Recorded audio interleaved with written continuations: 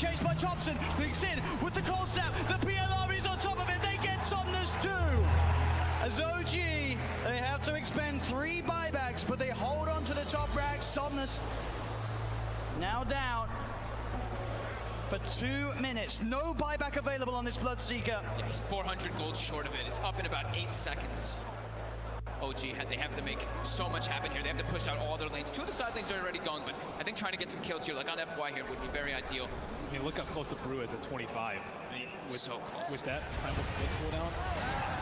Oh, Thompson, he sees it FY. He's used the snowball, he turns with the combo FY with the self-fuels, but OG, they've surrounded him. Sem jumps in with the call, the blade mail, FY's gone.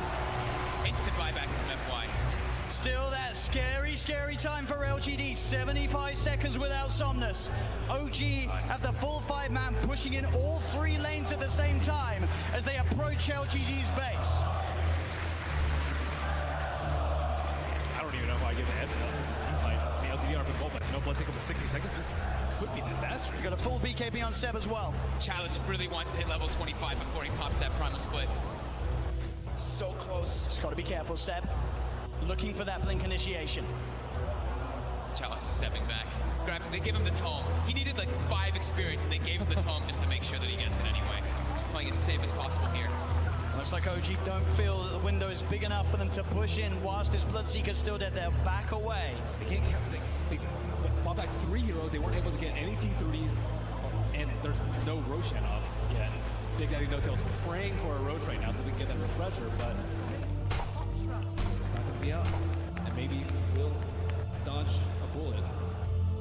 At least they got a good amount of economy off that, right? It was up to 15k gold advantage, and they chunked it down to 7. Same thing with experience.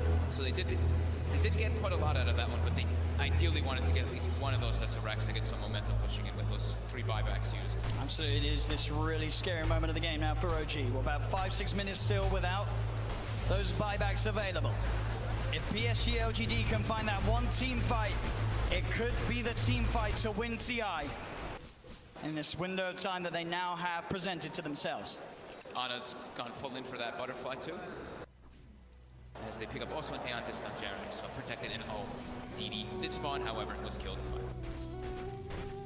It's also pretty scary for Maybe right now. He only has a 5-second BKB, and he does a lot of damage and will get wrecked by the X Blade Mail Call if he finds it, especially with his BKB now. There's not that many ways to stop him. So it's all about FY and Chalice, right? Just either saving or just getting into the midst of the fights and not allowing OG to get the picks. And the smoke, it's going to be dispelled. Let's get dispelled.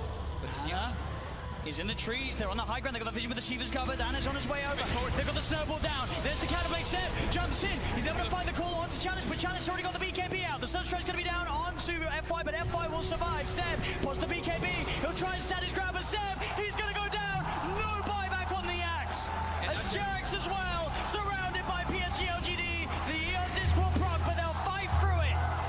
He has to buy back immediately. Look at these creep track by these Force Spirits. On the bottom room, they have no creeps in the mid lane. Sienna still holding on to that buyback on Jarex. But as Ben said, the creeps aren't here. It's backdoor. And they breached through it. It's not looking like it right now. Maybe everyone hitting the same one. That creep cutting, is it enough to hold OG in the game? You see No Tail's already running to just, he doesn't care. He's going to throw his life for this. He needs to just keep these creeps out of the base to keep that back door up. He doesn't care if he dies. Which he certainly will. As they get upon him, they find his life. 1 minute now without No Tail and without Seb. Thompson, Anna, and Jarex. The only 3 heroes that can offer their defense during this final minute, this final stand. Jarex is really trying to hold on to his buyback. As Chalice split of course up once again. They're finishing off this second set of racks. He's got the Cyclone holding Anna up in the skies. As this racks on the top lane will fall, the melee rack's gone. PSG LGD playing this carefully. As they'll go down towards the bottom as well. Arme, doppelgangers, he's losing a fair bit of mana into the PL. Still able to shift back into their Morphling if needs be. As OG, they will lose their top racks, but they won't lose the game. PSG LGD are playing it safe. They know how close they are to victory, and they will not throw it away. And they know that the Roche is probably respawning pretty soon, and it actually is up, so that is that refresher shard. They already have pretty much infinite primal splits up anyway, but they feel very confident here. They weren't able to deward that ward in the mid lane, so it looks like they are going for a Roach fake out. Check Anna. He's on top of X-Nova. The Ghost Step's going to be the set. He's in. The call. The MP. The counter. But FY is in. He's able to get the save off in time to keep this man alive. But he's got it off. Chalice is down. Buyback from X-Nova and Chalice.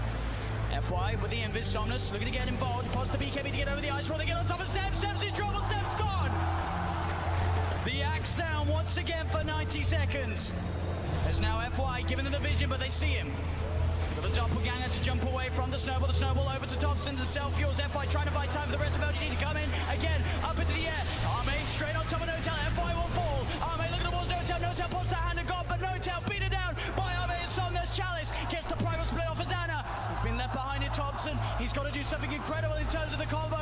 Can he find the angle? Jarex coming in, keeping Anna alive. Anna with the doppelganger. The deafening blast comes out onto the two of them. Anna trying to go in, looking for the kill. Can he find it in time onto X-Nova? He's on top of him, trying to beat him down. Anna again with the doppelganger, now retreating back towards the base. As X-Nova will survive. Jarex back in, the combo, reball down onto Chalice, but Chalice is so tanky. Bombs the Shiva's gone. He's on top of Jarex. Jarex is gone. Anna as well. Can he really fight back against the Somnus, and X-Nova is so low? As the buyback for Jarex comes in, he's healing Anna back up. That buyback could set them up for the kill on X-Nova. The cold snap down onto the charge, and they find him.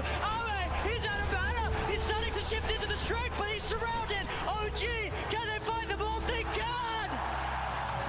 OG are still in the game. Arme buys back immediately. But now it's PSG LGD's turn to be without two of their supports. Seb's going to be back up in 8 seconds. Oh my god, that buyback from Jarex onto that shrine, being able to save Anna, but Anna also toying with him with that doppel. He sent the illusion. They thought that was the real one. They actually couldn't finish him off, even though they got the thirst vision of him for a second. With the level 25 talent on the doppelganger, it's Look at really this. hard to kill him. Seb. Yeah. He's looking straight for the play. Can he find Somnus? He's hunting. Somnus. He's there, Seb. He'll see him. Oh! Doesn't get the call, though, and now Seb. He'll be ruptured. They're looking at him, but Anna, he's straight in on top of Somnus. Somnus puts the BKB. Anna again with the doppelganger. There's a Cataclysm coming out. And Somnus still alive. Anna will be able to force him away. They've got the hex. They've got the control. They're on top of him. Can they kill him in time? They can. Chalice got for 2 minutes. And Seb, he's finding, looking for Arme. Big Daddy Notel gets the penitence out. Only onto the illusion, though. Arme able to waveform up to the high ground. Arme should be fine here. Thompson's got the ghost, he's got Hex maybe up soon too. Oh, the doppelganger Arme's over the trees. Can he hide his way out of this? No, back. Real one. Goes for the waveform. Seb tries for the call, but he's already out of there. Nice play from Arme. And he buys so much time too for his team there. The Brewmaster was dead for 120 seconds, now only 90.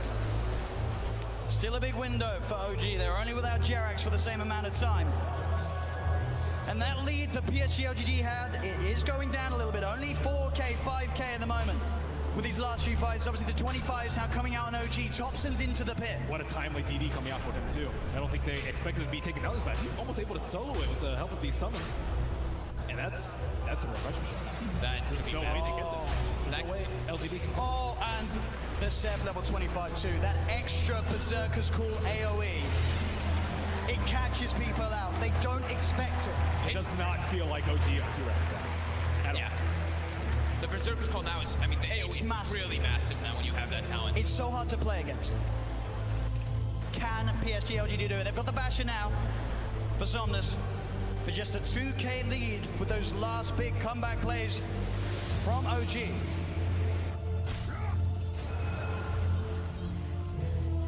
Still 30 seconds without Chalice. Double Hex coming out now. Thompson and these 5-second BKBs. Yeah, I mean, they were crushing with their Thompson's being spotted out. Got the vision. They're on top of it. Thompson, he's in trouble. The Nullify comes out, but he got the Ghost Walk off as well as the Hex in time. Now, Somnus turns up. The blood runs down. Thompson! He's dead for 100.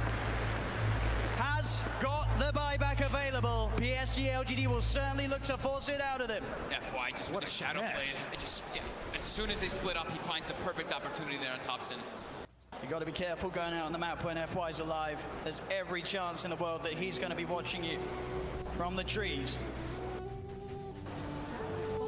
And at this point, I think for Ame, it's actually going to be very worth it for him to actually just try and burn all the mana from the Phantom Lancer, so he can't doppelganger all the time. That's causing huge issues in the team fights. And I see that Chalice is using his Dispel Magic every single cooldown on these Phantom Lancer illusions, but there's still way too many that are causing havoc in this team. It's too constant. Like that double cooldown being 3 seconds just allows him to always be able to play around a little bit around the brew. They don't really have this crazy AoE when you look at LGD's lineup to just clear out those illusions. It's really a lot based off them just trickling them down slowly with like the Shivas and the Radiants and knowing exactly which one it is. Yep, he doesn't have the crit talent, but now he does have crit from that Bloodthorn coming out. It's a lot of damage that Anna can offer to the fights now. And Brewmaster without BKB, very vulnerable. Cold Snap, Bloodthorn, Berserker's Call, there's a lot of ways that they can prevent him from getting that ult. He just commits it from the back, just to be careful. Make sure that you can get it off and get some damage in onto the tier 3s. Anna's going to start to try and fight against these Primal Split Brewlings. He'll be able to find one of them. He has been silenced. He'll take down the Wind Panda 2 as well by the looks of it. There's only the Earth Panda prevails. Seb jumps and he gets the call onto the Panda, popping the BKB as well, so they won't kill the Brewlings off. They do force PSG LGD away long enough that Thompson does not have to expend his buyback. Thompson back in the game. And then they're utilizing the PL very well too, by replicating him, sending illusions to get some extra damage on the tower. It's just one Rax left that's holding LGD away from Mega Creeps. And they're straight out. They're ready with the aggressive play, OG. Thompson, can he find a catch? He's close to having vision onto X-Nova. Should be able to find X-Nova. He is stalking him. He got sights of him for a second. He was a bit far away though. Oh, the tornado. It's got him. Thompson drops the combo down upon him. The stun comes out though. Oh, the counterplay. Jarek's in there though with the heal, the tether. Keeping Thompson alive with the Abyssal Blade down. Candace here with the hand of God comes through. Thompson still alive, but Chalice gets the primal spit out. He's been stunned. Thompson, the cheese, he's fine. Thompson, he goes down. They get the kill onto the Evoker. No tail. Being chased by Arme. The bash is coming through, but the blade mail was already out from Seb. He tries to get the call off. The bash, the cataclysm isn't enough to find the kills. Anna leading forward. The Bloodthorn onto FY. Gets the kill onto FY. FY bites back straight away. Anna looking at more Somnus again with the doppelganger. Arme on top of Thompson. Thompson being saved by Jarek. Jarek's with the tether. Arme turns into Rodero. There's the call. Seb, he catches Arme. Arme dead for 2 minutes. The heck. They've got Somnus as well. Oh, gee. Double kill for Seb. The clutch buybacks coming into play. Nobody has a buyback available right now. As OG stand with 5 alive on the map, 100 seconds without the Morphling. This double talent is just destroying LGD. They have no way to actually find Ana. Like Ben said, the Brewmaster's constantly using the Dispel, but it's so hard to find the real PL amongst all these illusions in all this chaos of the fights with tornadoes and chaos meters and everything falling all over the place. And look at this. The tier 3 tower falling. Anna frontlining it all. What's he scared of? The Blood Bride will come out. Chalice with the Shiva's Guard trying to initiate. But Anna, he's poking, prodding, beating down, and on the side, Thompson jumps in. Chalice gets in with the BKB with the call. Seb, he's got the disable on the Chalice. Do they have the damage? They come on top of the Chalice. He's into the snowball. FY buying time for him, but now he's vulnerable. He's gets Hex. He gets Bloodthorn. Chalice buys back. Straight back into the game. Anna trying to find his attention onto X-Nova. Chalice leading forward. The Tornado going to be off the market. Only catches out the Bloodseeker, but Seb, he's looking for the follow-up. Jumps in, gets the call. The BKB was out in time. The Bananas on top of it. Did they have the damage? Seb's got the blade on FY. With the snowball again. Thompson, Jarex focusing the Rags. Thompson gets the Hex up onto X-Nova. Seb healed up by Jarex. Anna still full health at the moment as the Brewlings are pushed back to the base. OG get the bottom melee Rags. As still 30 seconds to play without the Morphling in the game. They move towards the mid lane.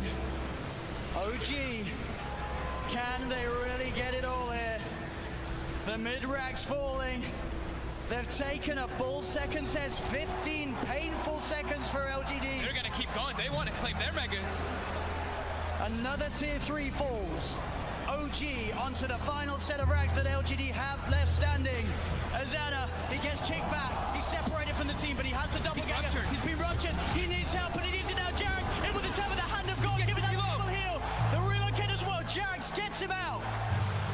As OG will successfully disengage before that Morphling's back in, as they found both rags. Jerax will die for this one, almost certainly, as he looks to tether across, but the nullifies upon him. He has buyback though, and OG just took so much away from top lane. I can't believe this. This is only 3 racks left in this game. One of those is range racks on the side of LGD. Buyback status. I saw X that was buyback. It was only like 600 or 700, yeah, which is crazy. But JRX also kind of in that same net worth territory, looking at a very cheap buyback. But 2 in the game left. IO and the PL. PL is almost unkillable at this point. Like, even without the Wisp, it's still really difficult. With the Wisp, just don't even try. We'll see this again. It's a save here from JRX. The control is just not there, and they don't have the way to kill all these illusions constantly. And of course, look at JRX coming in, starts that relocate channel, and is able to get it off. No one gets the control on him. Keeping it cool at the time that it means the most, but he's still able to crack a smile here in Game 4, the TIA Grand Finals. OG making a stand, now leading 9K advantage in net worth. LD able to join us. I don't believe they actually have any 4 stabs inside LG. That's generally how you deal with a side device. And I think they can get a side device on the core, get a blink call, and that hero is likely dead without buyback at this point. So OG, I would say, definitely favored at this point in the game, especially with PL having buyback. LGD, they have a couple minutes to think about what they want to do before this second rotation. Yeah, they can't be totally reliant on FY just getting these perfect snowball saves, or even like I saw in the last fight too when it was down bottom. He even tried like walrus kicking the IO away from when he was tethered from somebody else. They need to find some other ways to be able to save, in particular that Brewmaster, who just time and time again is the most important hero, it does seem, for LGD. Yeah, I'm not exactly sure what they do with the BKB call. The snowball is the only thing, but they have Bloodthorns, they have side device for the Tusk, they have a lot of things available. Maybe Aeon Disc perhaps for Brewmaster. I'm not exactly sure what the best way for him to deal with it is. Looks like he is going for an Octarine perhaps for almost permanent. The sentry's down there. They see Thompson, but Thompson, he's already quick with the play. The Tornado into EMP, Cold Snap as well, they've got the Hex, but there won't be any further jumping. They just poke at Arme. They're trying to make space. They got the Mega Creeps. That's a distraction play right there. Up against the Mega Creeps. PSG LGD, it's what stands between them and the championship title here in Game 4. And they got it right before that wave, before that 59-minute mark too, so we already have the Mega Creep wave coming in, that momentum pushing onto LGD's side. And you look at their lineup, can PSG LGD's heroes deal with the Mega Creeps? It's hard. They don't really have that sort of incredible D-push or AoE sort of hard hitters to deal with it. That's kind of what they've been lacking in a lot of this game, right? That's what we've been talking about with the illusions with the PL. They've got ways to find them if it's, or ways to kill them if they find the exact one, but as for doing that, it's very tough when they don't have just the Dispel from Chalice. And he does too much damage to ignore at this point with the Bloodthorn. And on top of that, Roshan is going to respawn in about 1 minute's time. LGD, I think their buybacks are going to cool down around that time, but I just don't think they can withstand this onslaught. They really want to be able to defend this Roshan. It's super obvious when there's Mega Creeps. The Mega Creeps, that's the luxury that you have. You can just wait a couple of seconds. You know, the Creeps will be hitting at your T4s if you wait. As Ana commits forward. Has no boots, but a full Eye of Scotty. 3,800 health now on this PL, who hasn't been dying for a very long time. Now he's got easier ways, easier kill opportunity, and much more survivability. Yeah, he probably has like, what, maybe 7,000, 8,000 HP effective with the Butterfly Evasion and the heal and Overcharge, and the Hand of God is just way too much. And the lifesteal from Shen too, which is another ability. OG clearing out the pit. Very, very soon to be spawning Roshan, and PSG LGD are well aware. Roshan's up. It looks like only OG knows. Arme and Ana. He's losing action. Arme's gonna get caught out by the Tornado though. They've opened up onto him. Arme trying to get on top of Ana. The BKB pop by Chalice. He'll get the ult out. No Tail getting got out straight away by F5 with the snowball. No Tail's dead for 100. They'll get the Chen. Ana in the midst of it, trying to lock down onto FY. Rest of his team about to come over to get the Tornado. Out onto X7. Looking for the cool control onto Arme. Has he got it? Arme getting stunned up by the cold snap, but he's able to wait for him up the high ground. Thompson blinks in. He gets the hex up, but FY with the snowball save. They get the match out. Sonos will be able to find the IO, but they're fully low OGD. That's Sonos dead for 2 minutes. They get Thompson. Thompson dead for 2 minutes. Only Ana. Ana, can he do it here? Is it half out?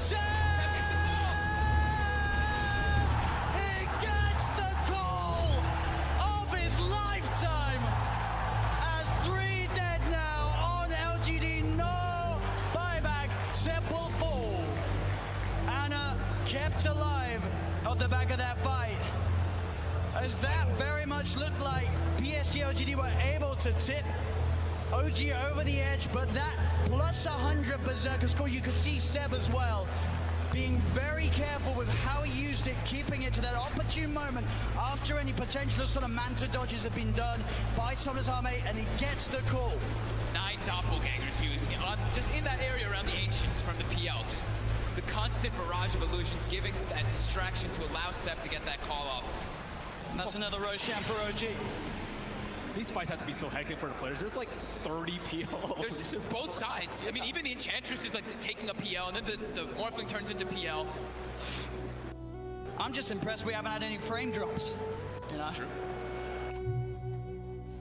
Azana. Down the middle lane. Just walking down with a DD. The tier 4s. Anna says he's done with this. He wants to end this game. The buyback will come out from FY. Anna. It's going to be snowballed. Anna. He's in. He's not got any backup on the way. FY will be able to get up with the invis, but this doppelganger just over and over again, meaning that Anna could just stand in. Now he's got the backup of Jarex. He gets Hex. Oh, he didn't expect it. He didn't expect the Hex, but he's still fine. Jarex had the Odis, but X-Nova into the snowball. They'll turn toward Jarex. The Anna got coming out. Jarex has been nullified. They hit doppelganger once again. X-Nova. He will survive for now. But buybacks were forced out by that aggressive play from Anna. At the same time, Seb did buyback himself on the axe. But LGD are back up as a full 5-man. Jesus, this is insane. I mean, Otto was super safe there. I'm not exactly sure why Seb bought back, but I mean, he has heart, he has Wisp behind him, he has Aegis, he has everything. His buyback. And as you can see there, that is the big difference. There are 4 buybacks available on OG. Only 1 available for LGD. Oh, this momentum pushing in. And an arcane rune up top. If they give that to Ana, oh my god. Even more illusions, even more doppels. Oh, Let's go. that is 2.1 second cooldown. 2.1 second cooldown. Oh man. Okay. Azana. This is it. He's ready to put it to use. Straight into the base he goes, doubling forward, he gets the jump onto X-Nova, the Ghost Scepter keeping X-Nova fine for now. Anna looking to turn his commitment towards Arme, Thompson comes in with a deafening blast from the side, the EMP finishes X-Nova off, he's dead for 110, Seb, pots the BKB, looks for the cool control onto FY, but FY does get the snowball off in time. Arme looking on top of Jarex, but Thompson turns, they get the Hex out onto him, he'll get himself back into the ball, the BKB down in time as Arme cuts down Roto with a wave 4, finds the kill.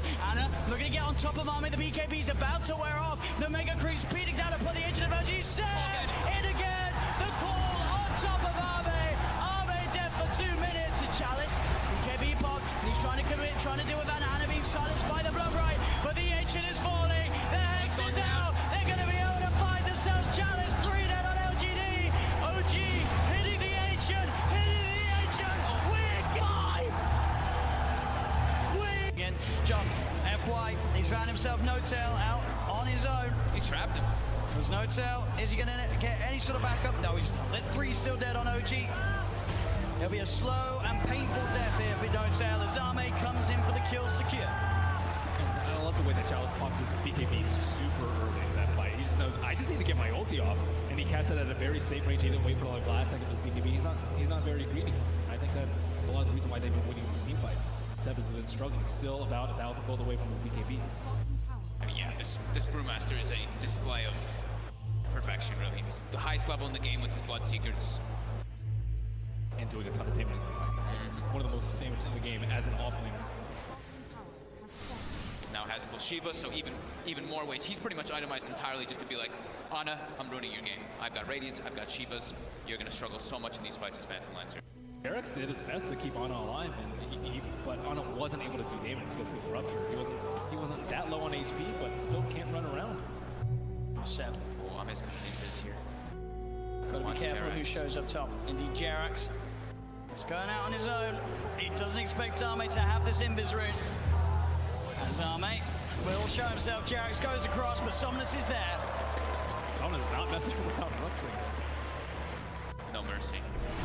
They're feeling very confident now at this point, getting these very advantageous team fights as well as getting kills on the on the split push too. Thompson though, we'll find Xnova. Seb, in as well. Between the two of them, they'll take down the support edge. FY's going to come in though.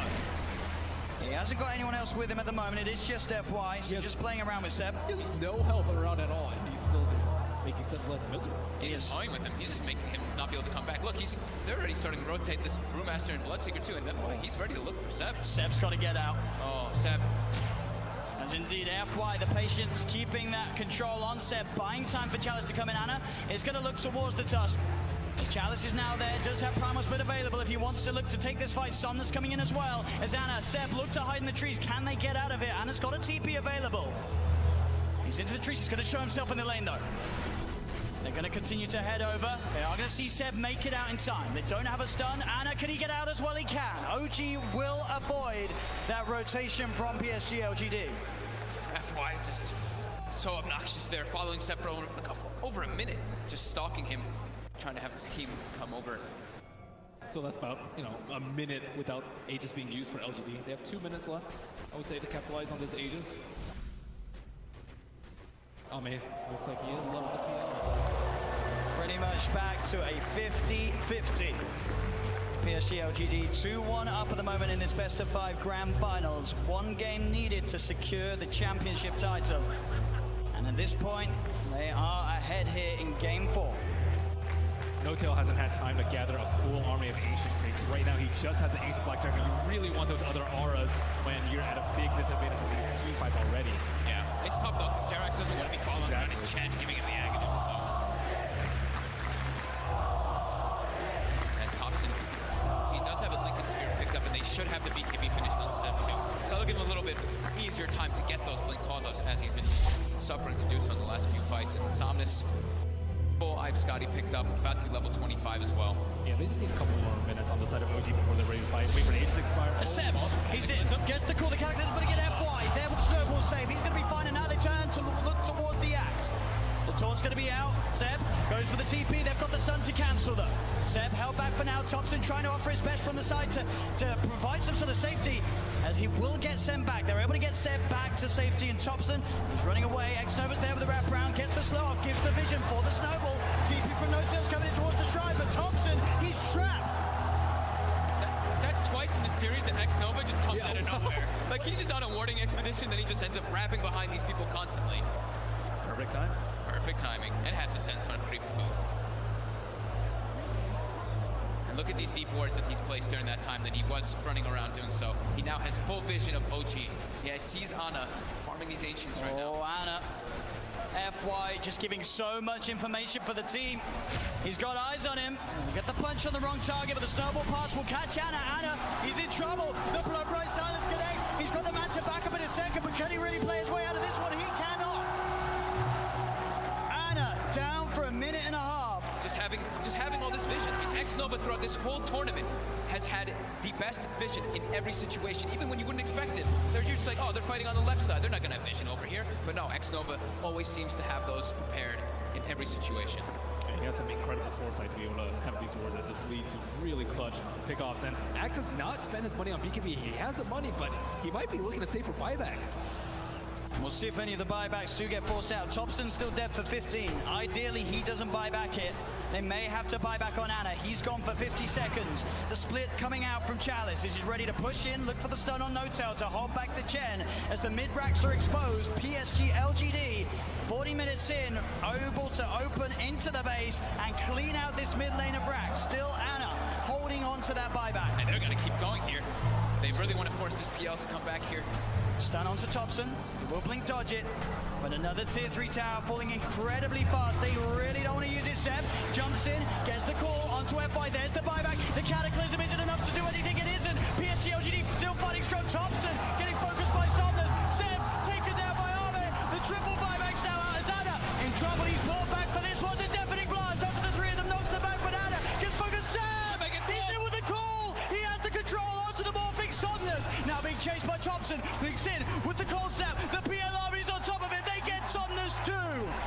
As OG, they have to expend 3 buybacks, but they hold on to the top racks. Somnus now down. for 2 minutes. No buyback available on this Bloodseeker. Yeah, he's 400 gold short of it. It's up in about 8 seconds. OG, they have to make so much happen here. They have to push out all their lanes. 2 of the side lanes are already gone, but I think trying to get some kills here, like on FY here, would be very ideal. I mean, look how close the Brew is at 25. I mean, So close. With that primal split cooldown. Oh, Thompson, he sees it FY. He's used the snowball, he turns with the combo FY with the self-fuels, but OG, they've surrounded him. Seb jumps in with the call, the blade mail, FY's gone. Instant buyback from FY. Still that scary, scary time for LGD. 75 seconds without Somnus. OG have the full 5-man pushing in all 3 lanes at the same time as they approach LGD's base. I don't even know if I give a head though. This team fight. The LGD are goal, but no Bloodseeker for 60 seconds. This could be disastrous. He's got a full BKB on Seb as well. Chalice really wants to hit level 25 before he pops that primal split. So close. Just got to be careful, Seb. Looking for that blink initiation. Chalice is stepping back. Grabs, they give him the tome. He needed like 5 experience and they gave him the tome just to make sure that he gets it anyway. Just playing as safe as possible here.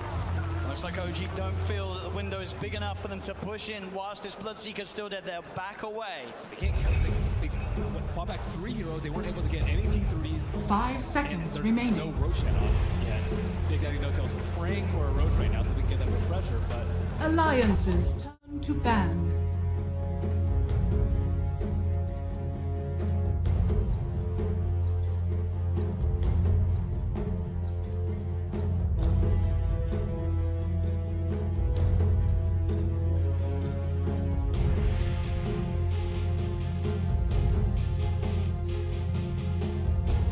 Seconds remaining. Gonna ban something, Trent? Have the players connected? 5 seconds. What? Yeah, no, we're good. Do us in. I haven't Oh, seen a ban. NiP's Nah, we're good. Turn to ban. Lion.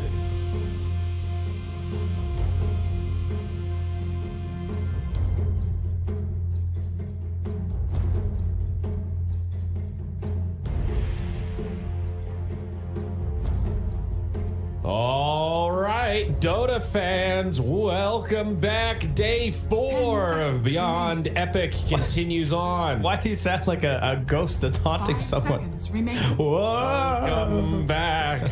LD's not here today. I'm the ghost of Caster's Past. Whoa! Game 2. I think I've been watching too many Suns fan videos and I just woke up with the Suns fan voice. It'll slowly dissipate, don't worry. Careful, it's contagious. It's a very real affliction. Alliance NiP. That's going to be up first today, buddy. We've got 3 more best of 3s. You guys saw the schedule. Second 10 heat today going to be seconds Nigma versus Viking. Then it's going to be Bait versus Unique. Going to 5 see seconds Bait's remaining. first game of the group stage. Yes, and contrary to the graphics, it is actually 0-0 in those later series, so it's okay. Don't worry, Yeah, so- we will play the series so that you can still enjoy those exact same results. You might need to do the thing you did yesterday, though. I think I hear the feedback again. It's impossible. It sounds like there's a little buzzball tickling my eardrum. I think it's you, but whatever. I don't know how that's possible. Why? Everyone else I talk to is back free. 10 seconds remaining. IP Alliance. 5 seconds remaining. NiP's turn to ban. there. Alliances turn to pick. So weird. Maybe you just need to reset it, you know, give it the old pluggy, unny, inny. Oh. Well.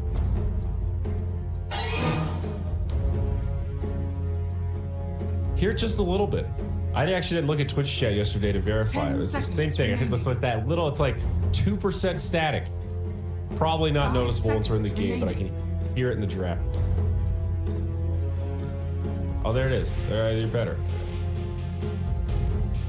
I don't understand, dude. The things you do. I mean...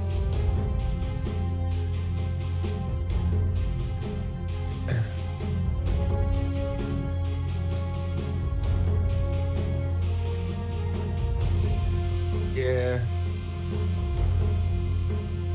Okay. NiP's turn to pick. Dragon Knight.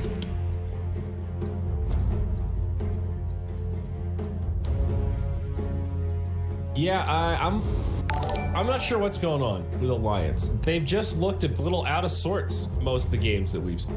Am I crazy? Yep. 10 Not wrong about seconds that. remaining. 5 seconds remaining.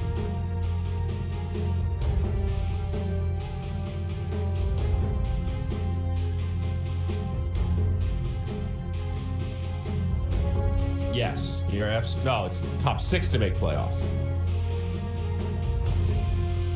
No, you're right. Top 4. I'm sorry. It's 6 in each group. Oh yeah, you're right. I had the groups confused. So it's again, top 2 go upper bracket, middle 2 go lower bracket, bottom 2 go eliminated. So Hughes was right. And we still have not seen Virtus Pro play yet. Their matches are pretty backloaded, actually. All their games take place in the last 4 or 5 days. Same with Secret, actually. They saved all the Secret games days we're not casting. Thanks, Blaze.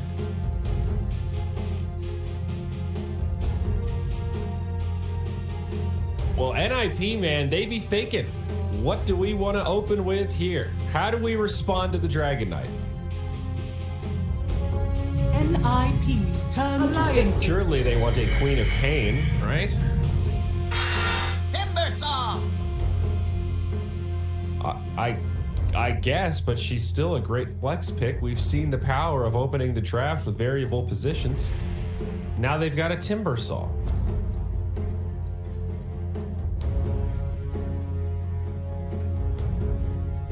Ten seconds remaining. 5 seconds remaining.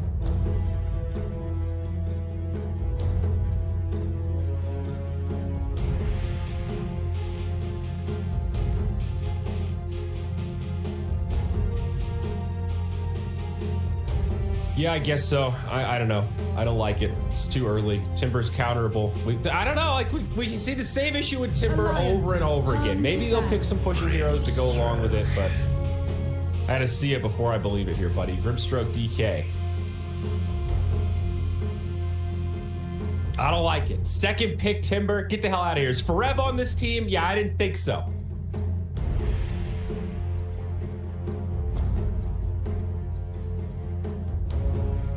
10 seconds remaining. Yes. 5 So seconds remaining. Let me tell you. NiP's turn It does. to ban. That's what I'm saying. It doesn't take that much to counter Timber. Are you ready to see Silencer get picked by Alliance, Trent? Are you ready to see a Skywrath Mage come out? See, these are the extreme examples. But as you already, it just takes one silence, a little bit of magic damage. Ready to see Lena? Huh? Come kill this Timbersaw? 10 seconds I remaining. didn't expect to see a second pick Timber. It's our last day 5 casting Beyond seconds Epic till the playoffs. I got my curls looking good today, and now we got to watch Timbersaw in game 1. They banned the Witch Doctor. Apparently not. Although I like Alliance's opener. We haven't really seen much DK, to be honest. He's been banned like every game of this tournament so far. I feel like we actually haven't cast him. Okay. So long ago.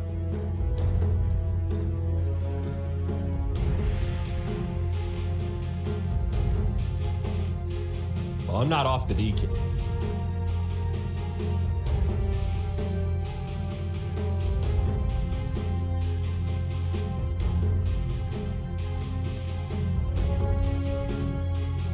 We've got a pretty good amount of supports. Rubik's there. They did take out Oracle. NiP's Still pretty wide open turn to support-wise. And now they ban out the Alliance's Morphling turn to pick. thing. Vengeful Spirit. All right, so flexibility here. Unknown if this is core Venge or support Venge. Have NiP played it?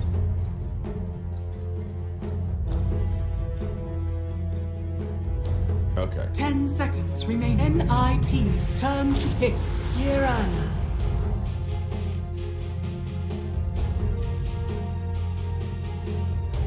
All right. Let's see some pushing. The Mirana has been looking. Turn to pick. Starting to feel like she was a sleeper hero. And now they get the Luna. So you were right, auras. And that'll give them some pushing power. We've seen what Luna is able to do on that front. 3 items. Grab an Aegis, grab the high ground, and you're a turret. Turret on a kitty.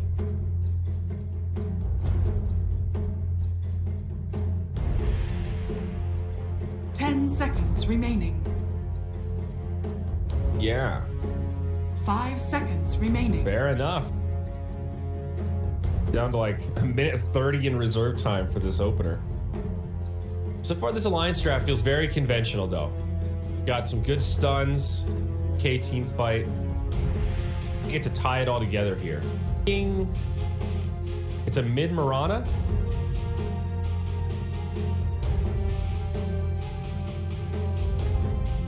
Yep.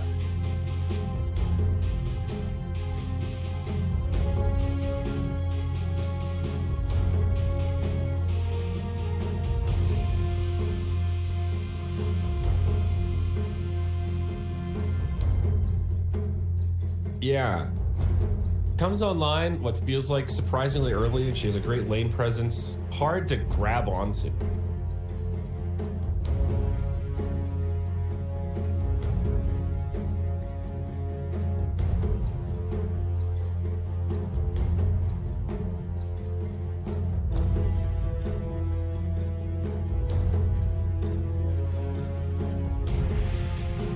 NiP's turn. Not an to amazing bat. clock game. Oh. They take the clock. Okay. Curious about the positions here. As I was going to say earlier, even though we've talked about how flexible Queen is, I don't think we her support that much. I know Eric played it. Sure, a game or two from him, but really she's been prioritized more as a core. 10 seconds remaining. 5 seconds remaining. Turn to ban. NiP just ban out the Bloodseeker.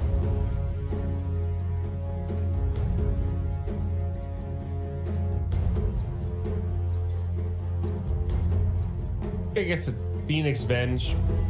Also, don't really like playing against Bloodseeker.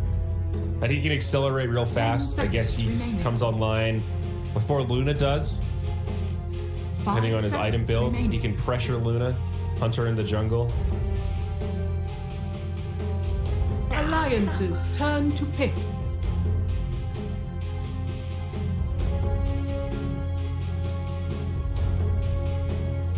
Or they're gonna put Slark mid. Or...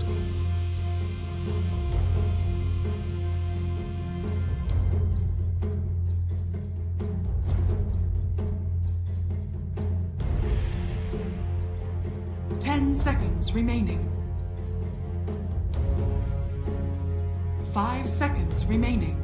Right, Alliance pretty low on reserve time themselves. Kind of depends where they're gonna go with this Mirana, but thinking that they need a support here.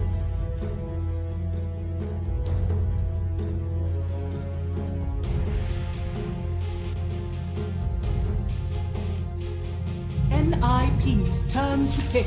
Weaver.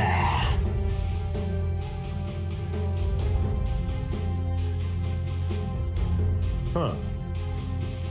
Weird draft. A lot of mobility outside of that DK.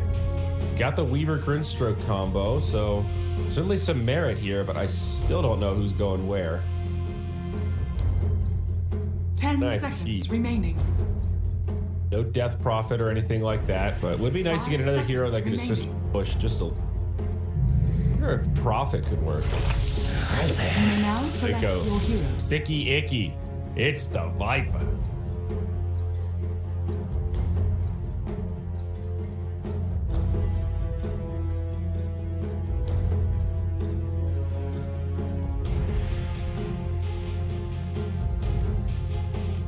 Yep. Yep.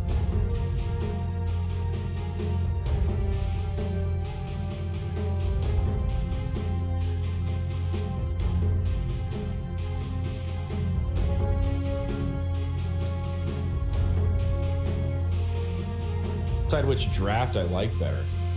Off lane DK, picked up by S4. Limp grabs the Queen. And Nico does take the Weaver. So 10 Fort Marana going to be played remaining. by Hanskin. 5 seconds remaining.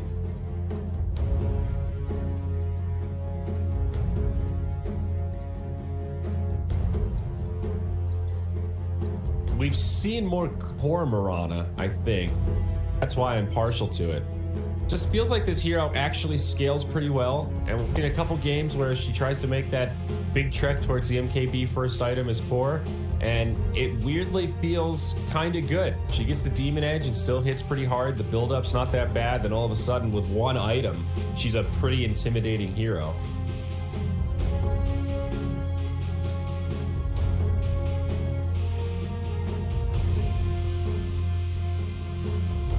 Yeah. I think I like this NiP draft.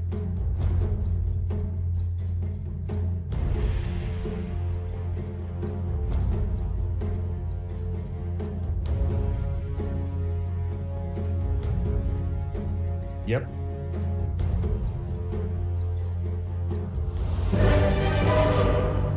For sure.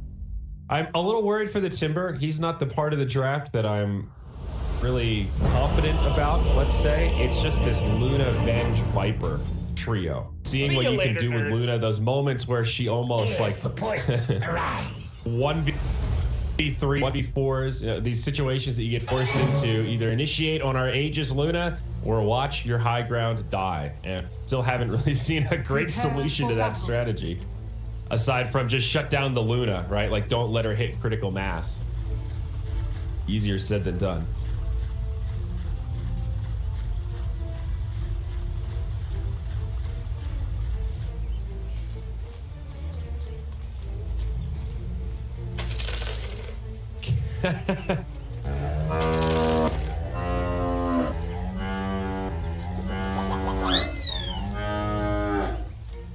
See you later, nerds.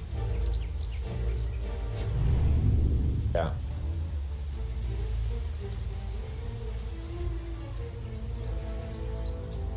You're definitely right. That is a big benefit she brings to the table. Even being able to snipe like range creeps, being able to snipe neutral creeps. 30 seconds to battle. She can farm neutrals somewhat easily with Starstorm, right? At least she has an ability that lets her kill some stuff if the game.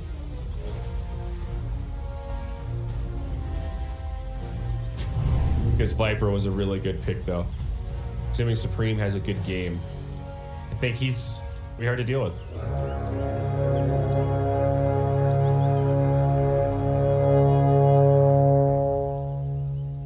The battle begins. Yep.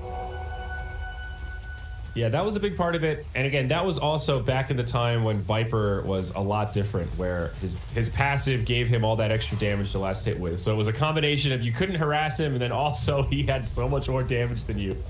You were just this sad queen of pain without any last hits watching Viper free farm.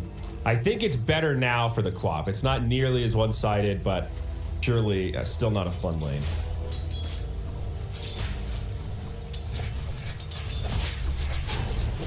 Yeah, really weird. I think I like present day Viper better. I think he's a better hero and more fun to play. They found a way to...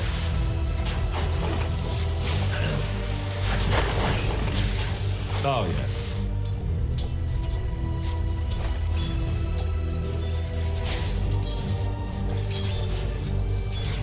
Hard to sustain mana-wise, though. The mana doesn't scale on poison attacks, so level 1's actually pretty rough. Thought you had that, didn't you? Every single day. In your debt. No way. No way. We missed a couple. You know.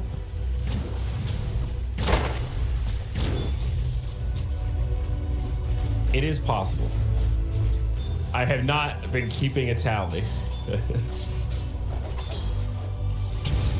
Oh, that's good. That is great. It is. It is. Nico baby FNG, a little pressure onto Era. It's got some fiery spirits though. It's a fiery one. Oh, Nico might actually want to chase him down. Is this going to be the first blood? Era? Salty dog, he lives. Why didn't Nico finish him?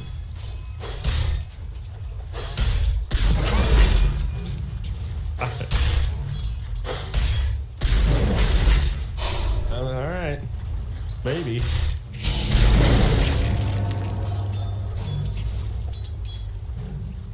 Is 5 considered a lot of armor now? Oh, I see. That's about the tower. Yeah.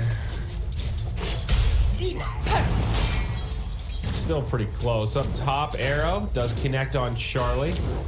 Dragon Tail combo.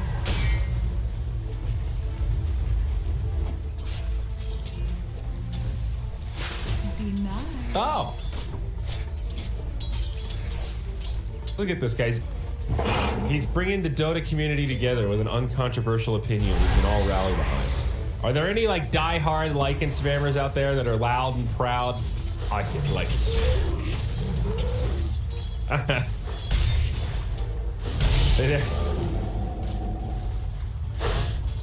Making the most of every sweet moment left in this Lycan meta. Seriously, the way pubs are now with all pick, if you're spamming a hero like that, it does just feel like gambling. Okay, the coin flip. Is my hero gonna be banned? Yes!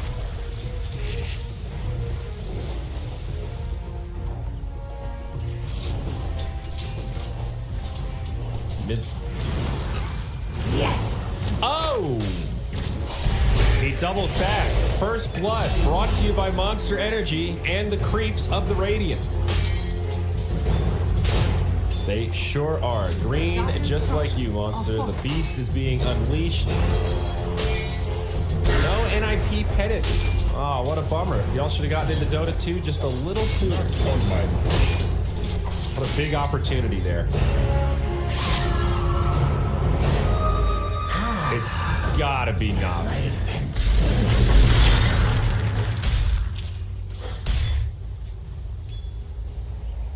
That's true. I was thinking at first, like, Navi has maybe ridden the momentum a little better since the old days, but I don't know if that matters. All those pennant sales were pretty front-loaded. FNG down bottom. All right, good. It's a little poke.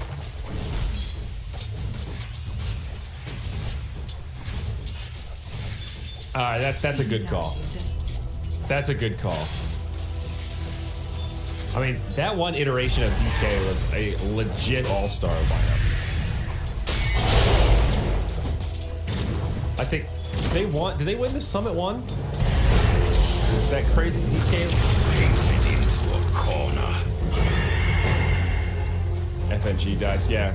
You're not wrong. That is maybe one of, outside of some key international moments, that's one of the most iconic Dota memories of like the reverse all kill. 3-0 to 4-0. The best of 5. Top tower is under attack. Oh yeah, the best of 7 rather. Yeah. God, that shit was so stupid. All right, guys, 3-hour lunch break. Down on scanning. I always remember that because I think at BTS we were like brainstorming different formats, and I'm pretty sure on our whiteboard we had best of 7 question mark written somewhere as like maybe this could be a cool like 1 day, 1 series, all in, and we saw that and went, nah. Dire's courier has been killed.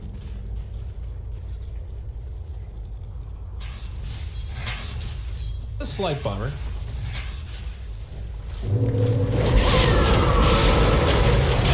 Genji's courier looking for a go. Whoa, nice sonic wave with the TP. Connects onto Arrow off the mark though. Follow up not going to be there. It's the other way actually. Era's here. Now limp, low, burning down. He's not going to be able to make it. Yes, he will. Still dead. FNG now on the run. Sunray. Poison. It's deadly. And they do chase down Sineko. Hunskin gonna find that kill. So it's a 1 for 2.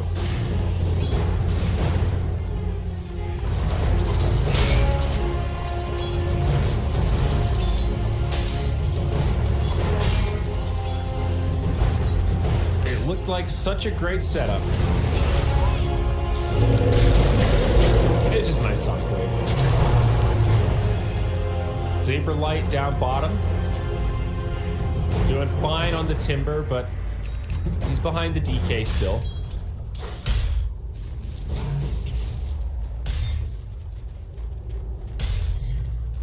You're not wrong. They really haven't punished it that much. I'm almost a bit surprised.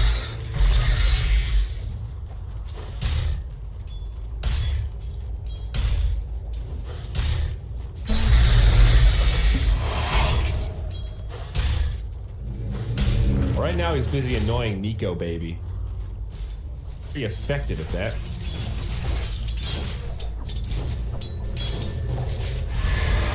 Yeah. That's 4. He's gonna be stunned up. Perfect. Dire's top Arrow. tower is under attack. All right. Well, that was an underwhelming TP from Supreme. Dire's middle tower. Oh, Nico's gonna be in trouble. The Sunray, don't underestimate it. Gets himself the Shikuchi. Inkswell not gonna be there. Saberlight jumps out. Yeah, I did underestimate how effective Timber is as a counter to the Weaver Grimstroke combo. Like, we've seen that Inkswell on Weaver absolutely demolish lanes where it looks like there's kind of no answer to it other than just survive so that we can get out of the laning phase. Saberlight's got a pretty easy out, although Limp ready to shut him down. That's another nice Sonic wave. This time it finds the kill, though. Haste looking to chase down Era. Oh, yeah, buddy. Oh, yeah, buddy. He wants it. The Phoenix. Limp not going to be able to get it. Oh, attack speed slows. Radiant's middle tower is under attack. Just wants to get back to lane.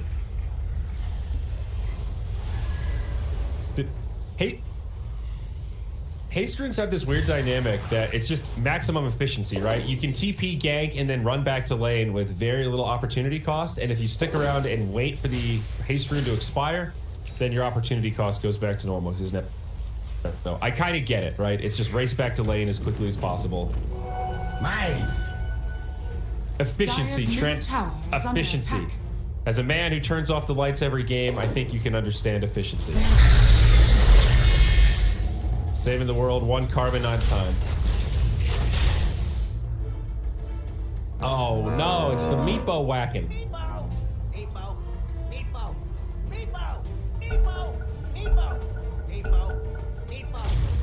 I also learned that you can mute that Meepo sound. I'm protesting and leaving it unmuted. Suck on that, Twitch chat. Here we go, bottom lane. Saberlight, this time he uses the Timber Chain as they initiate. Oh, that's unfortunate. I don't know if they'll have the damage to chase him down, but that setup will bring Radiant's him low. middle tower is under attack.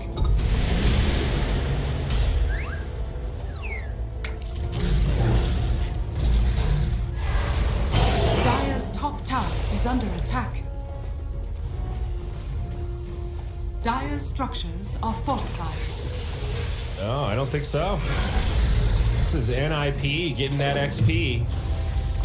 Just farming under tower. Viper's killing Ancients. Invisibility. Radiant's bottom tower is Still has under stick attack. charges too. Radiant structures are Might be okay. fortified. Supreme. Dire's Did middle have a tower Viper is strike. under Couldn't get in attack. range though, I think. Up top. Okay, a little pick on Seneko. It's like Hanskin hit him with an arrow. Classic. Bottom tier 1 falls at Viper rotation.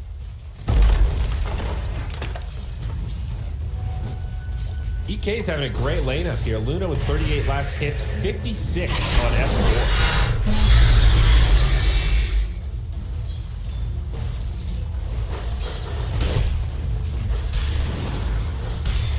Spoil that shot. Well, all the carries to recover. Not particularly worried about Luna. She's still going to have a pretty fast Helm of the Dominator. Radiant's More than middle recoverable tower as is she under stacks the attack. hard camp. Oh, Radiant structures early. are fortified. Fortunately, no moon waves to kill it, but ripening for later. There it is. Siege creep down. Hanskin. Look at this heavy lifting here, Trent. Hey, he's gonna go Spirit Vessel first item. This is brilliant. Now, first item on Viper. Oh, look at that. I was just going to say, this looks like a good Atos game. An item you see on Viper fairly regularly, and he's going to go straight for it. Treads 1 Wraith Band. Great for the lockdown. On a Quap. Good build up, nice stats. What? And Deso going to be first up on Nico Bay. Coming in for a kill on Charlie. And they actually find this, though. The stroke does come through. Does have Eclipse, but now silenced up. TPs. One of them gets canceled, and Nico finds the kill. Radiant's top Easy tower peasy. is under attack. Dire's There you middle go. tower is under Inkswell attack. on the Weaver. Limp cased it up again. He ain't limping today. Oh, sick bait from Era, dude. That was picture perfect.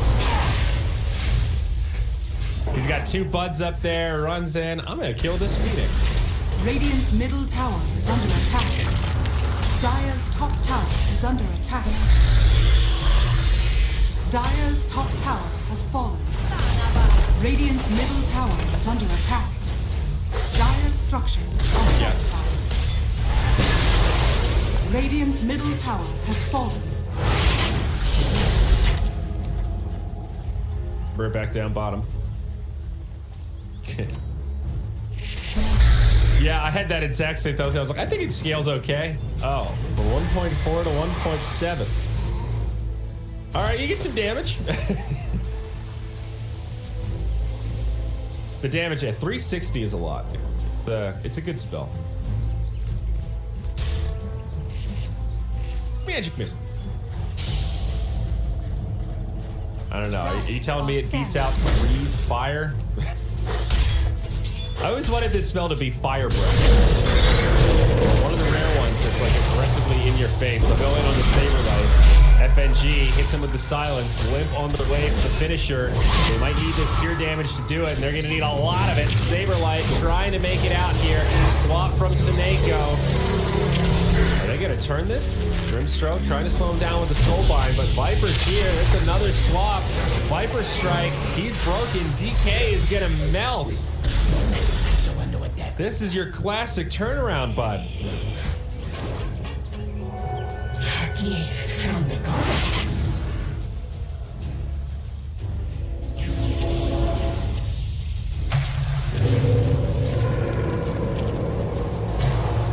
And of course, that started with a kill attempt on the Timber, and they were able to bring him down once with that Queen of Pain Sonic Wave, but he's gone for Hooded Defiance first item. I love this for Saberlight, just trying to beef up, and you can feel it in these engagements.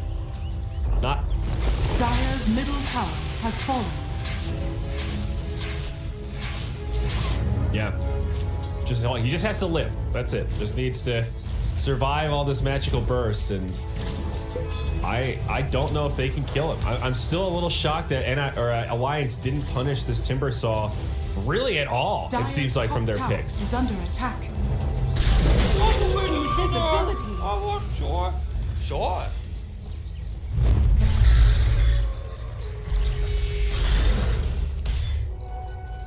Dire's middle tower is under attack.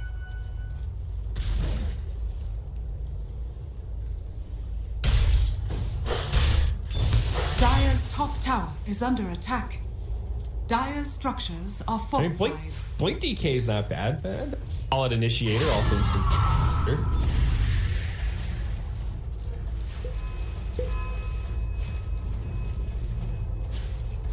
Yeah.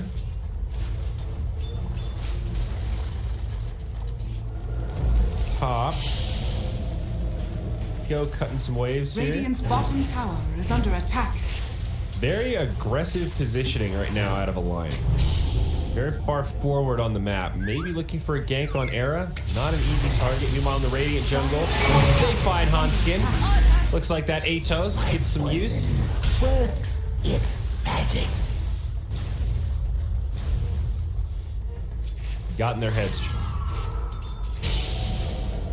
That might have been the reveal of the Atos as well. Dire's top tower is under attack. Radiant's bottom tower is under attack. All right, there it is. Follow up Ink Swell. Nice chain stun. And Era down. No chance to react. Snako looking to punish. 4 in the trees. Don't know if they caught a glimpse of him. Moonlight Shadow. No detection. To make it out. Fine. Just a free pick. How long does it take to build up on the Ink Swell? 3 seconds?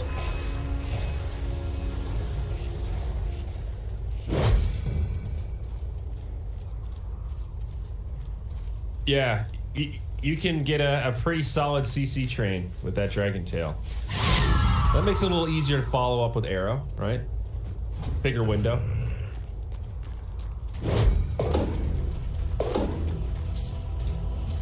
Against Phoenix, it's both.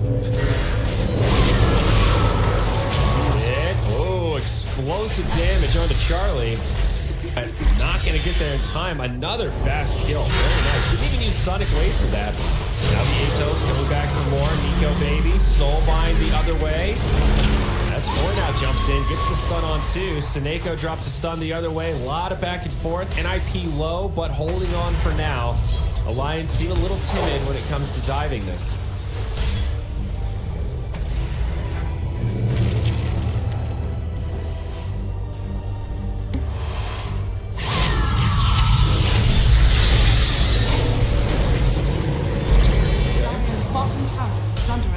Yeah, we're seeing here, it's a little hard to just count on the Atos. It's a great starter, but you're pretty reliant still on like a follow-up Magic Missile or some other lockdown.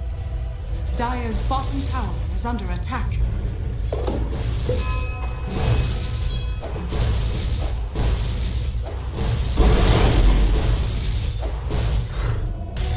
Worthy tribute. Radiant are scanning.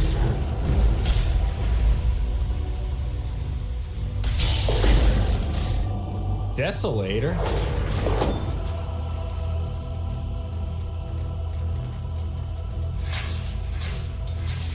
A Philosopher's Stone. Bring with the Blade Mail.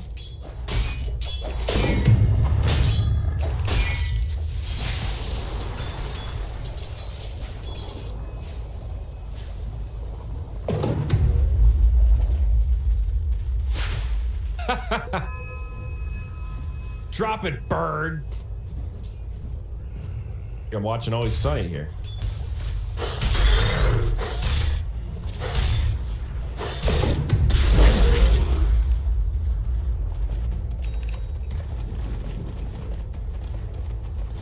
Okay.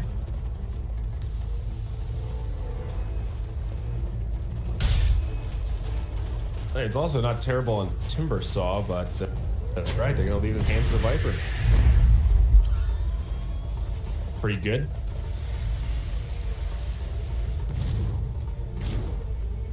Yeah, scanning. You're right. That one's kind of built for Timber. He loves magic resistance too. Yeah. Okay. Soulbind counter initiates. And NiP repelled, but the Weaver in a little bit of a weird spot. He's in no man's land here by himself. Dire's bottom tower is Light under Shadow attack. might keep him safe. Radiant's top tower is under attack.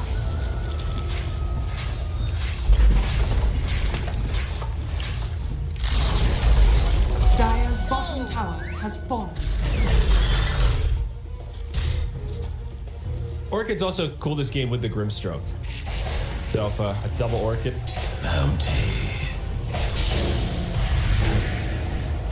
Alright, some detection. They got that ward down. He runs deeper into it. Nico baby trying to figure out where this sentry is. He will not figure it out in time. Eclipse burned, but a nice even kill. Charlie taking credit that time.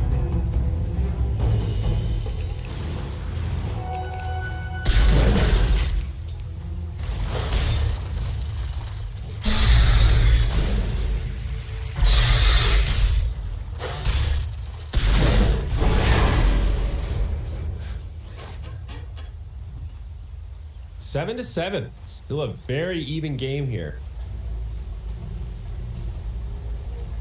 Radiant's 1K middle lead for tower is Alliance under at the attack. moment. Oh, S4. They see him in the trees. Snako scouts it out. Blink Dagger, not going to help you in this case. But He does have some friends nearby. There's that sun ray. It's just melting him.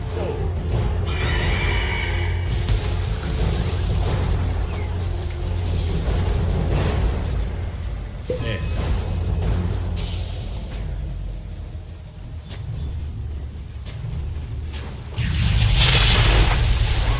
Okay, that's a dead Marana. That's a twofer. NiP. Oh, yeah. There's no hope. There's no chance. Can't do anything. Start that TP. Well, you're going to be walking back to lane, buddy. The Viper Strike lasts for 5 seconds. It's pretty deadly.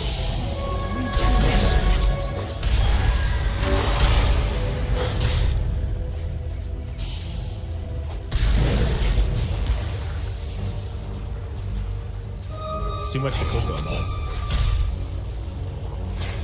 Radiant's top tower is under Well, attack. some pressure. NiP, they're done mucking around. They've hit a power spike, and they are ready. Seize the day. Level 15 on Luna. Still grabbing these cast range talents. Got Guardian Greaves. Radiant's top tower has fallen. Dire's bottom tower is under attack. And Dire's bottom tower is under attack. Radiant are scanning. and they're all similarly far away. Looks like Quap is going to be the closest, but they're all working on that recipe. So a delicate moment where you really don't want to fight without the BKB. Hard to force it. This is inadvertently a perfect timing from NiP. Right. Oh, that's going to jump in. They go on to Seneko. It does get snatched. S4 grabs it. This might end up okay for Alliance. They're going to try to push forward. They need this kill on Charlie, but he's going to survive. Seneko goes down. S4 loses the Aegis, and now the fight continues. They're trying to chase down this Luna, and they will get it. On the other side, Supreme now in trouble. He's going to get brought down, and a stun onto Era. This is Alliance's fight. They might even get a full wipe here. Saberlight going to be hard to kill, and he will Timber Chain out.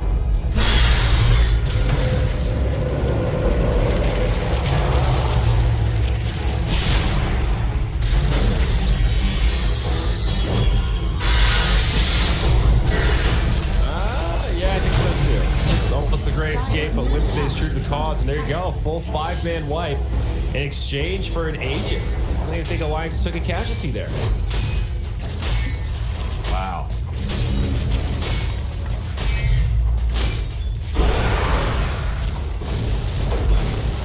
Dire's middle tower is under attack. Dire's middle tower has fallen.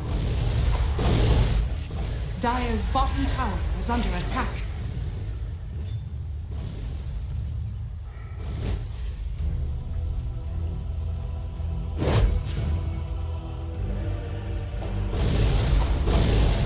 That was pretty close to the perfect sequence of events for Alliance. Hitting all their AoE spells to pretty much maximum big time follow-up damage and grabbing the Aegis. Nico down bottom. Bounty. It's 6K.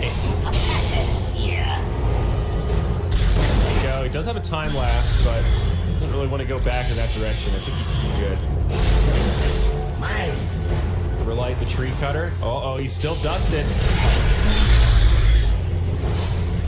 fast though. Chakram not going to be there. Instead, Hogskin lingering nearby. Like he's playing rodeo clown right now. Like, come on, man, try to kill me.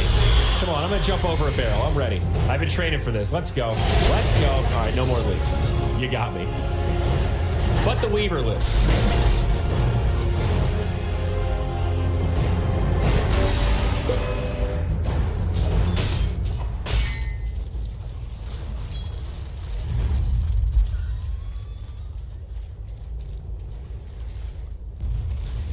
Radiant's bottom tower is under attack.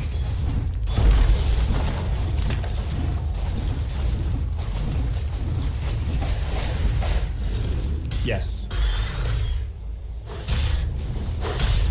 I mean, this is where Alliance are just going to crank up the aggression. Limp is now #1 on net worth. He's got a BKB. He's doing Assault Cross. This Quap is actually quite scary. to having one of these highly mobile drafts. Especially when you're ahead. They'll go in on to Seneko.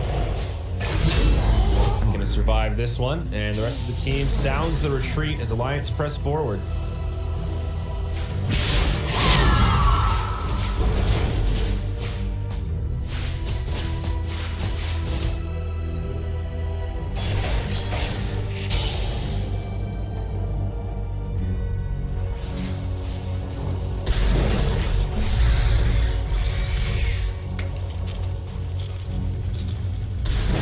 Still pretty far off on Luna. Phoenix just looking at the halberd. Hex will be a big deal as well. Timbersaw Are scanning. getting fairly close.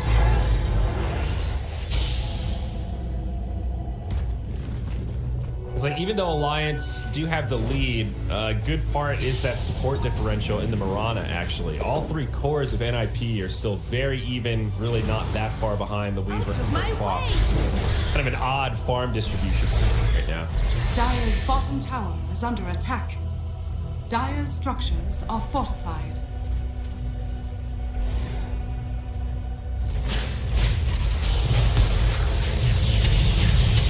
Alright, now head on to the Quap.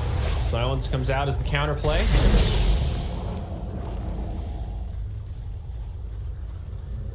Nice walk away here. Oh. Dire's courier has been They really are. A game of chicken. S4 says, I'll bite. Let's make it happen. BKBs get popped. Viper's still on the front line, but now the Soulbind's there. No retreat for the Venge. Viper trying to press forward. Damage on the hot skin.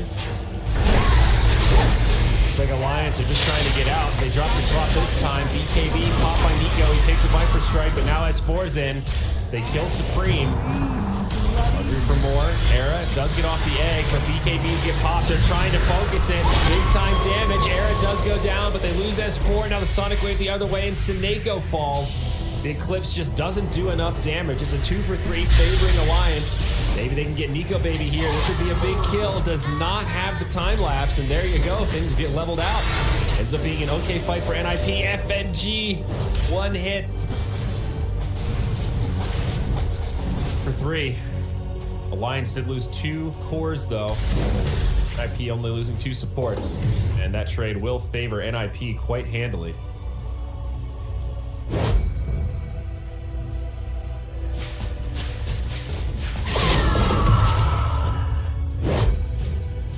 Radiant's middle tower is under attack.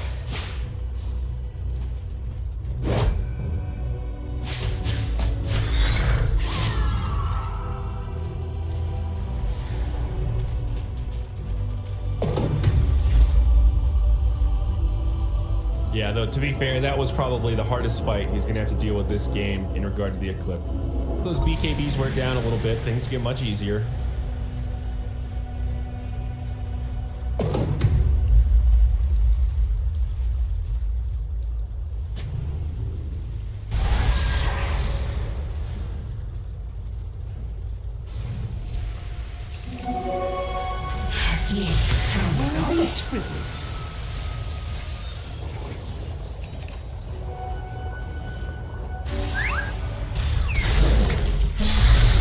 Although, I think Alliance just plundered both outposts controlled by the Dire at 30 minutes. Not crazy. Lingered a bit too long.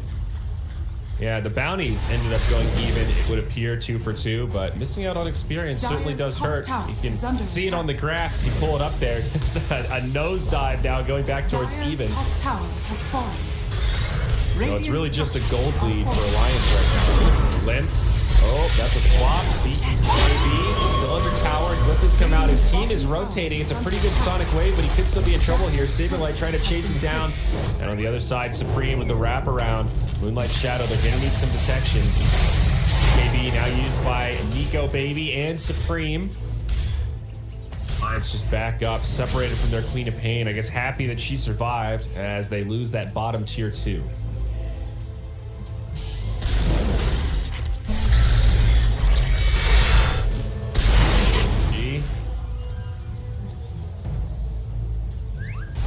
For my coffers. Dire's middle tower is under attack.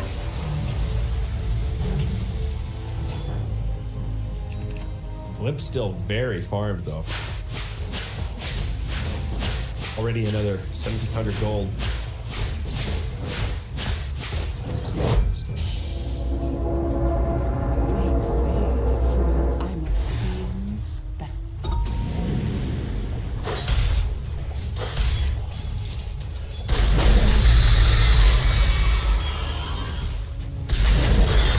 Kind of an odd game to read right now. Lions have a pretty significant gold lead, but it also sort of feels like NiP are spiking a bit right now, and it's not really easy for Alliance to take them in team fights.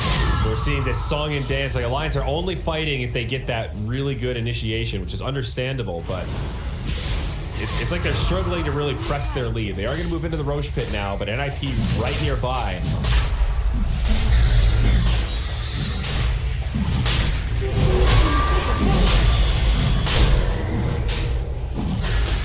Risky though. Roche falls pretty quick. He's still about half HP. And there's some more jumps in. That'll be his BKB.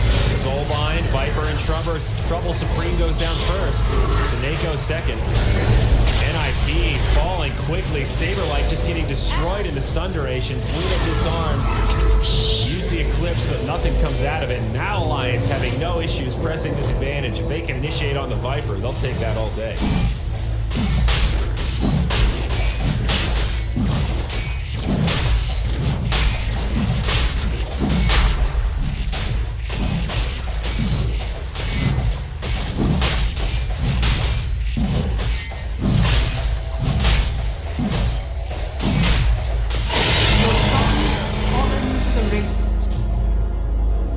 I'm starting to understand this Alliance draft a little better. Like at first I was questioning why they didn't punish the Timber harder, but it seems they just took a lineup that once you hit this certain point, it's hard for the Timber to really abuse anyone. Like DK's tanky enough now that you're not super scared of the Timber, and everyone else that he wants to jump on can just run away from him. You've got no way to lock down Limp. Yeah, he still doesn't have that Hex. And now we're seeing the weakness of the Timber. It's just being exploited a little bit later on instead of during the laning phase. Working quite well for Alliance right now. Dire's bottom tower is under attack. As you can see in Timber's KDA, he's 1-3 and 5. Like he's been pretty active, but he's not like dominating when it comes to actual hero kills. Right, that's what I'm saying. Like he's just running around. They're kiting him very effectively.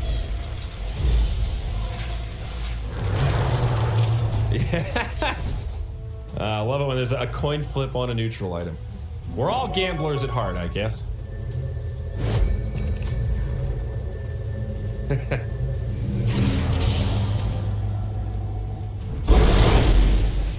we need like a brawl level trip, you know, every 1 out of 1,000 neutrals, the box just breaks and you don't get an item. Yeah.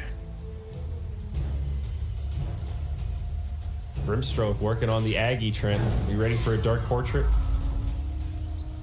Vanish. Dire's top tower is under attack. Go baby, in against Supreme. That's the BKB. Esper there with a follow-up. This is a level 3 dragon now. He can Viper struck. Hera with a pretty good egg in the back. Alliance tried to outrange it, but Limp gets swapped in. All through BKB, but not enough follow-up. Another swap. Now the Hex, it's been completed and Limp actually goes down. Nico falling quickly. Supreme survives, but just now falls. Is broken. The prize is mine. Not have BKB though, and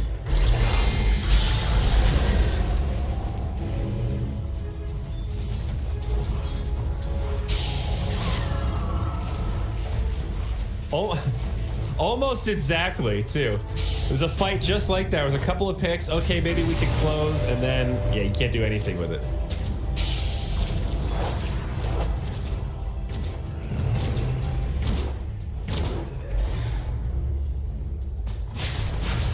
No longer #1 on net worth. Still ahead of the Luna, but we'll put a damper on your Hex progression.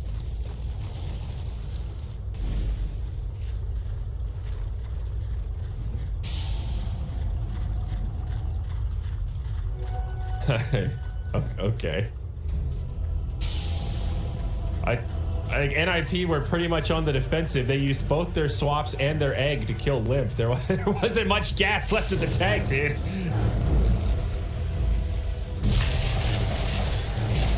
I think NiP were already looking for an excuse to get the hell out of that fight.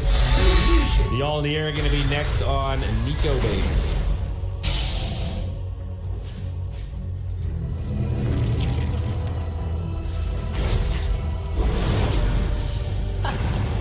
Perfect. Arrow connects. Well, they got S4 here. They want to go in on this fight. Lives with the BKB. Points up to the high ground. Gets an okay ultimate mitigated by the egg. Snako swapping to try to live, but Arrow falls. Snako as well. They are going to lose to Mirana, but it's a triple kill for Nico. Great fight for Alliance. Charlie trying to sustain. They do get the Aegis, but now Charlie's stunned up. No more BKB. He just can't live. Supreme saved his BKB this whole time, and he is going to fall. There's no hope there. Ultra kill.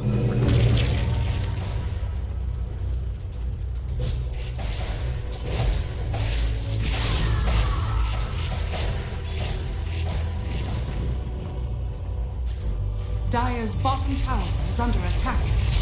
Dire's structures are I don't think the game doesn't end here, but this is the beginning of the end. 20k net worth. Even if you burn these buybacks, yeah, it's just digging this hole like even deeper. They'll still get the tier 3. Glyph's already been used. Now the barracks exposed. A creep wave up top already at the tower. Still 40 seconds on Luna, 30 seconds on Timbersaw. Alliance know it. They are not going to back up. They just head bottom. Put this Deso to good work.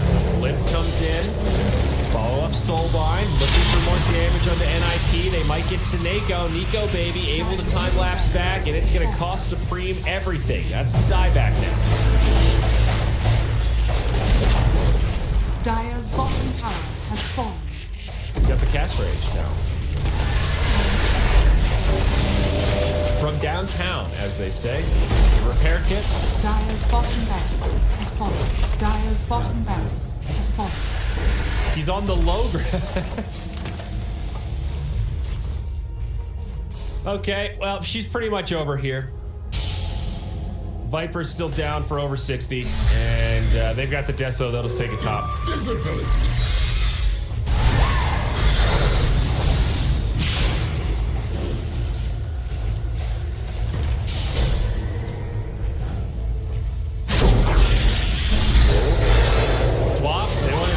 Something up, they go on the Grimstroke, they find this kill, but a big Sonic Wave might set up for a good fight for Alliance. S4, BKB on, he's gonna jump in bold. Snako getting low, the Timbersaw juice, cut in half.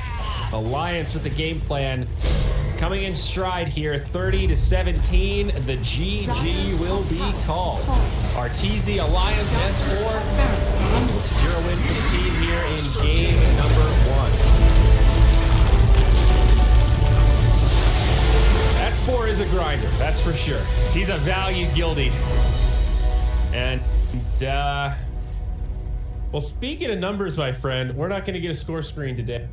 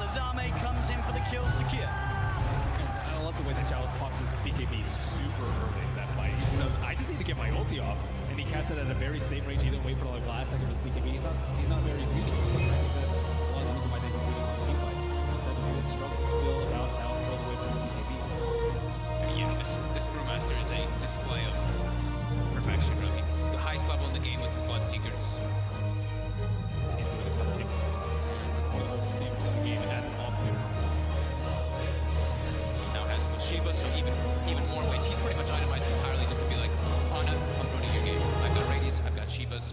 You're gonna to struggle so much in these fights as Phantom Lancer. Eric's did his best to keep Ana alive, and but Ana wasn't able to do damage because of his rupture. He wasn't that low on HP, but still can't run around. Seb. Oh, I'm his competitors here. Got to be Watch careful Jerax. who shows up top. Indeed, Jerax. He's going out on his own. He doesn't expect Arme to have this invis route. As Arme will show himself. Jerax goes across, but Somnus is there. Somnus is not messing around rupture. No mercy. They're feeling very confident now at this point, getting these very advantageous team fights as well as getting kills on the split push too. Thompson though, we'll find X-Nova. Seb, and as well. Between the two of them, they'll take down the support edge. FY's going to come in though.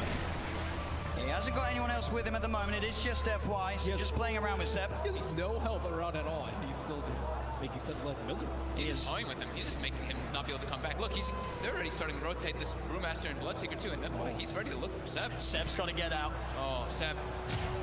As indeed FY, the patience keeping that control on Seb, buying time for Chalice to come in. Ana is going to look towards the Tusk. Chalice is now there, does have Primal Split available if he wants to look to take this fight. Somnus coming in as well. As Ana, Seb look to hide in the trees. Can they get out of it? Ana's got a TP available. He's into the trees, he's going to show himself in the lane though. They're going to continue to head over. They are going to see Seb make it out in time. They don't have a stun. Ana, can he get out as well? He can. OG will avoid that rotation from PSG LGD. FY is just so obnoxious there, following Seb for over a minute, just stalking him, trying to have his team come over. So that's about, a minute without Aegis being used for LGD. They have 2 minutes left, I would say, to capitalize on this Aegis. Oh man, looks like he is level at the end. Pretty much back to a 50-50. PSG LGD 2-1 up at the moment in this best of 5 grand finals. 1 game needed to secure the championship title. And at this point, they are ahead here in game 4. No-Tail hasn't had time to gather a full army of Ancient Creeks. Right now, he just has the Ancient Black Dragon. You really want those other auras when you're at a big disadvantage in these team fights already. Yeah, it's tough though. Jerax doesn't want to be following around his Chen, giving him the agony. So. As Thompson, he does have a Lincoln Sphere picked up, and they should have the BKB finished on Seb too. So that'll give him a little bit easier time to get those blink calls-outs as he's been suffering to do so in the last few fights. And Somnus, I've Scotty picked up, about to be level 25 as well. Yeah, they just need a couple more minutes on the side of OG before they're ready to fight. Wait for the Aegis to expire. Seb, he's in, gets the call, the character's going to get FY, there with the snowball save. He's going to be fine, and now they turn to look towards the axe. The taunt's going to be out. Seb goes for the TP. They've got the stun to cancel though. Seb held back for now. Thompson trying to offer his best from the side to provide some sort of safety, as he will get Seb back. They're able to get Seb back to safety, and Thompson is running away. X-Nova's there with the wraparound, gets the slow off, gives the vision for the snowball. TP from No-Tail's coming in towards the stride, but Thompson, he's trapped. That's twice in the series that X-Nova just comes out of nowhere. Like, he's just on a warding expedition, then he just ends up wrapping behind these people constantly. Perfect time. Perfect timing, and has the sense when it creeps move. And look at these deep wards that he's placed during that time that he was running around doing so. He now has full vision of OG. He sees Ana farming these ancients right now. Oh, Ana. FY just giving so much information for the team. He's got eyes on him. Get the punch on the wrong target, but the snowball pass will catch Ana. Ana, he's in trouble. The blood bright silence connects. He's got the man to back up in a second, but can he really play his way out of this one? He cannot. Ana down for a minute and a half. Just having all this vision. X-Nova throughout this whole tournament has had the best vision in every situation, even when you wouldn't expect it. They're just like, oh, they're fighting on the left side. They're not going to have vision over here. But no, X-Nova always seems to have those prepared in every situation. And he has some incredible foresight to be able to have these wards that just lead to really clutch pickoffs. And Axe has not spent his money on BKB. He has the money, but he might be looking to save for buyback. We'll see if any of the buybacks do get forced out. Thompson's still dead for 15. Ideally, he doesn't buy back it. They may have to buy back on Ana. He's gone for 50 seconds. The split coming out from Chalice. He's ready to push in, look for the stun on No-Tail to hold back the Chen. As the mid-racks are exposed, PSG LGD, 40 minutes in, able to open into the base and clean out this mid lane of Rack. Still Ana holding on to that buyback. And they're going to keep going here. They really want to force this PL to come back here. Stun onto Thompson. He will blink dodge it. But another tier 3 tower falling incredibly fast. They really don't want to use it. Seb jumps in, gets the call onto FY. There's the buyback. The Cataclysm isn't enough to do anything. It isn't. PSG LGD still fighting strong. Thompson getting focused by Somnus. Seb taken down by Arme. The triple buybacks now out as Anna in trouble. He's pulled back for this one. The deafening blast onto the 3 of them. Knocks them back, but Anna gets focused. Seb! He's in with the call. He has the control onto the morphing Somnus. Now being chased by Thompson. Blinks in with the cold snap. The PL army is on top of it. They get Somnus too. As OG, they have to expend 3 buybacks, but they hold on to the top rack. Somnus now down for 2 minutes. No buyback available on this Bloodseeker. Yeah, he's 400 gold short of it. It's up in about 8 seconds. OG they have to make so much happen here. They have to push out all their lanes. 2 of the side lanes are already gone, but I think trying to get some kills here, like on FY here, would be very ideal. I mean, look how close the Brew is at 25. I mean, So close. With that primal split cooldown. Oh, Thompson, he sees it FY. He's used the snowball. He turns with the combo FY with the self-fuels, but OG, they've surrounded him. Seb jumps in with the call, the blade mail. FY's gone. Instant buyback from FY. Still that scary, scary time for LGD. 75 seconds without Somnus. OG have the full 5-man pushing in all 3 lanes at the same time as they approach LGD's base.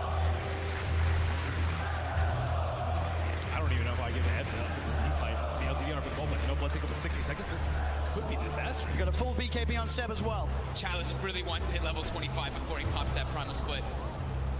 So close. Just got to be careful, Seb. Looking for that blink initiation. Chalice is stepping back. Grabs, they give him the tome. He needed like 5 experience, and they gave him the tome just to make sure that he gets it anyway. Just playing as safe as possible here. Looks like OG don't feel that the window is big enough for them to push in whilst this Bloodseeker's still dead. They're back away. They can't count.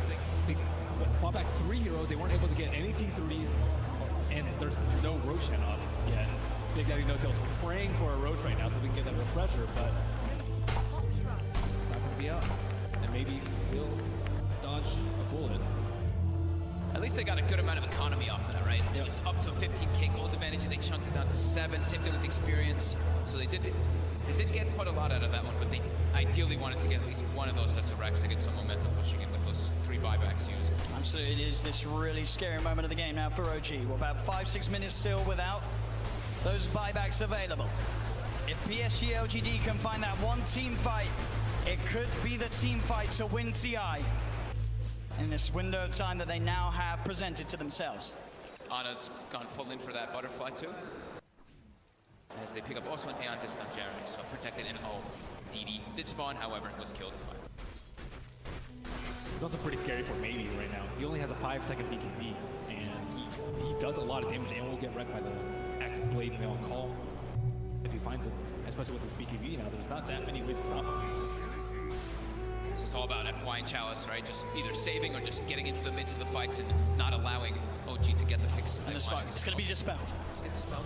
But see He's in the trees, they're on the high ground, they've got the vision with the Shiva's covered, Anna's on his way over, they've got the snowball down, there's the Catapult, Seb jumps in, he's able to find the call onto Challenge, but Challenge already got the BKB out, the Sunstride's going to be down onto FY, but FY will survive. Seb posts the BKB, he'll try and stand his ground, but Seb, he's going to go down, no buyback on the Axe, as Jarex as well, surrounded by PSG LGD, the Eon Disc will proc, but they'll fight through it.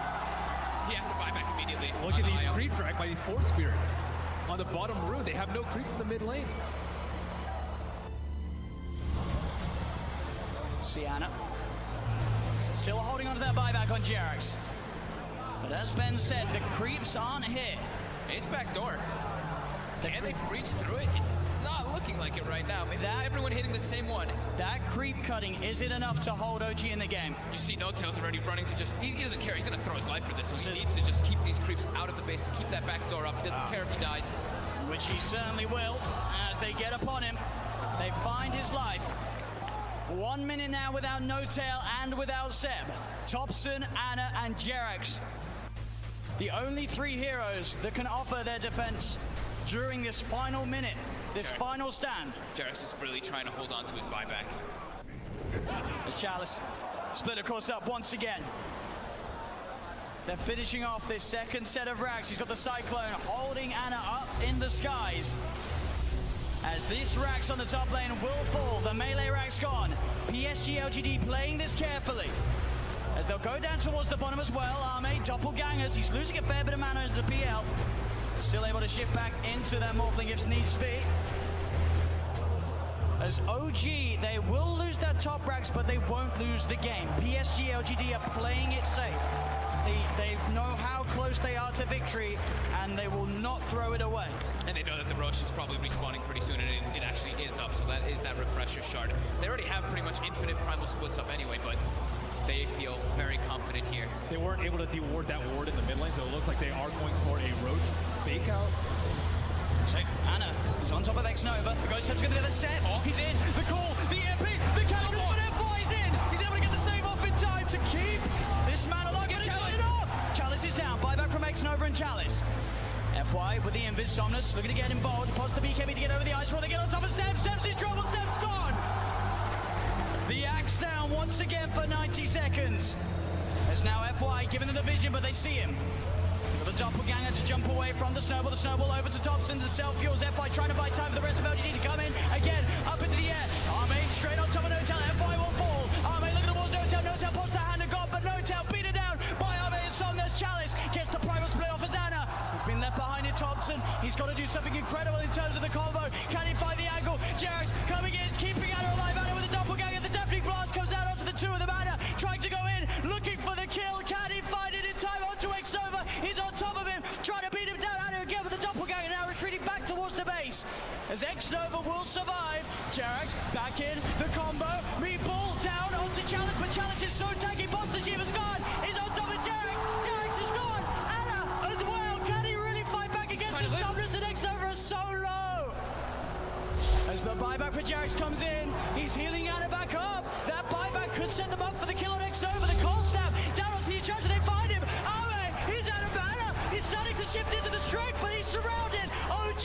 can they find the ball? They can! OG are still in the game, Arme buys back immediately, but now it's PSG LGD's turn to be without two of their supports. Seb's going to be back up in 8 seconds. Oh my god, that buyback from Jarex onto that shrine, being able to save Anna, but Anna also toying with him with that doppel. He sent the illusion, they thought that was the real one. They actually couldn't finish him off, even though they got the thirst vision of him for a second. With the level 25 talent on the doppelganger, it's Look at really this. hard to kill him. Seb, Yeah. he's looking straight for the play. Can he find Somnus? He's hunting. Somnus, he's there, Seb. He'll see him. Oh! Doesn't get the call though, and now Seb. He'll be ruptured. They're looking at him, but Anna, he's straight in on top of Somnus. Somnus puts the BKB, Anna again with the doppelganger. They see Cataclysm coming out. And Somnus still alive. Anna will be able to force him away. They've got the hex. They've got the control. They're on top of him. Can they kill him in time? They can. Chalice got for 2 minutes. And Seb, he's finding, looking for Arme. Big Daddy No-Tail gets the penitence out. Only onto the illusion though. Arme able to waveform up to the high ground.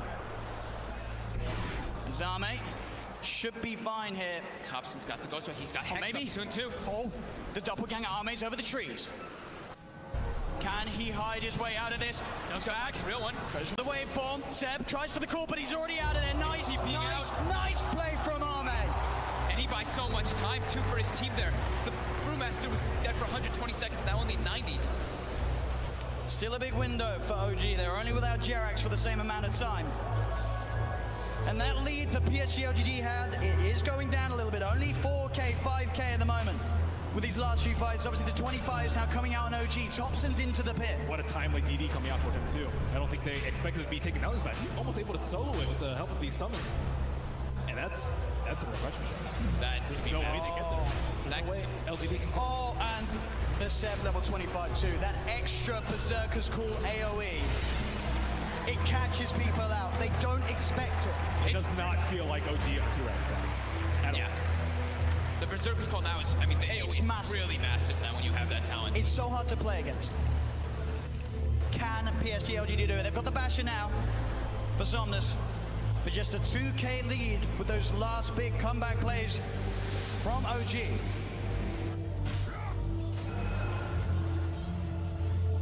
Still 30 seconds without Chalice. Double Hex coming out now. Thompson and these 5-second BKBs. Yeah, I mean, they were crushing with their Why? BKBs. Being spotted out. Got the vision. They're on top of it. Thompson, he's in trouble. The nullify comes up, but he got the ghost walk off as well as the hex in time. Now, Saunders turns up. The blood runs down. Thompson, he's dead for 100. Has got the buyback available. PSG LGD will certainly look to force it out of them. FY, just what a shadow smash. play. It just, yeah, as soon as they split up, he finds the perfect opportunity there on Thompson. You got to be careful going out on the map when FY's alive. There's every chance in the world that he's going to be watching you from the trees. And at this point, I think for Ame, it's actually going to be very worth it for him to actually just try and burn all the mana from the Phantom Lancer so we can't doppelganger all the time. That's causing a huge issue with the team fights. And I see that Chalice is using his Dispel Magic every single cooldown on these Phantom Lancer illusions, but there's still way too many that are causing havoc in these team fights. It's too constant. Like that double cooldown being 3 seconds just allows him to always be able to play around a little bit around the brew. They don't really have like this crazy AoE when you look at LGD's lineup to just clear out those illusions. It's really a lot based off them just trickling them down slowly with like the Shivas and the Radiants and knowing exactly which one it is. 5 seconds. Bro Hollow, we got another load. This is the window that scares me the most. Before that little ban thing pops up, it's like, hey, we're in the game, but Yes. nobody's able to start doing stuff yet. That's, I think we're good though. Yeah, I think we're set. Game 2, guys. It's time. All right, we don't have a video, ladies and gentlemen. Welcome back. It was a long wait. You got to hear our voices during the little break screen there. Hope you enjoyed all the tractor commercials, but we've got another epic game for you here. This is game 2, Alliance versus NiP. Alliance, the leaders of this best of 3 series. Let's see if they can hang on to the momentum here, Trent. Hey, the API seems to be working again. We've got our stuff from last game. The scoreboard's all there. Oh, excellent. Maybe we'll even get the Dota Plus the whole time. Thanks, Gabe. Alliance. Like I said, it worked for most of that game too. So I think they're getting that coordinator up and running again. Someone is working in the night shift at the offices to have a little slumber party. Turn to ban. Well, it's making our jobs easier. That's for sure. Hopefully we stay steady today. Now, looking at bans, Trent, quite a few familiar faces. NiP will ban out the Dragon Knight this time. Alliance. Wrong opener for Alliance in the last game. I would like an Earthshaker this game. I think it should be picked right here with something else. Axe. No. Maybe not. For Axe and something else. It's the Phoenix. Yeah, I don't think Axe wants an Earthshaker as a friend, that's for sure. They don't pair very well together in the laning stage. So Era played this Phoenix last game. Trading some key heroes. I like watching Axe. I still don't know how to rate this hero. We've seen him once or twice, and certainly looks good. Boxy is the main guy that I think of for playing the red man. Yeah, it's not even really a competition. I don't see like anyone else pick Axe. So see how S4 is able to handle. Of course, a bit of more of an old school hero. Oh my golly gee goodness! Is that? Could it be the Phoenix counter of the Snapfire making a blasted return? Yeah, I mean, hard counter versus the egg, as we know. It's really good for that. I don't know if Snapfire is really good for anything else, unfortunately. You and I have talked about this a lot, because, what, a month and a half ago, we were seeing Snapfire into Phoenix pretty much every game. Yeah. And then it just slowly fell off to the point now Snapfire has felt forgotten about, borderline irrelevant. Yeah. It's kind of okay versus the Axe. That's probably the reasoning. Maybe being able to like cookie people away and stuff. Cooking the Axe. Cookie someone who's... I wonder if you cookie someone taunted, depending on the attack range, you might get them bouncing right onto the Axe, right? Of course, they're still going to be right-clicking, so it doesn't really matter that much. Mortimer is so big on this. I love how he's just the hero. Who cares about Granny? Grimes is just chilling like, yeah. 5 seconds remaining. We know everybody wants to see you, Mortimer. No, good ban on the Grimstroke. That was just like way too good from FNG last game. I heartily agree.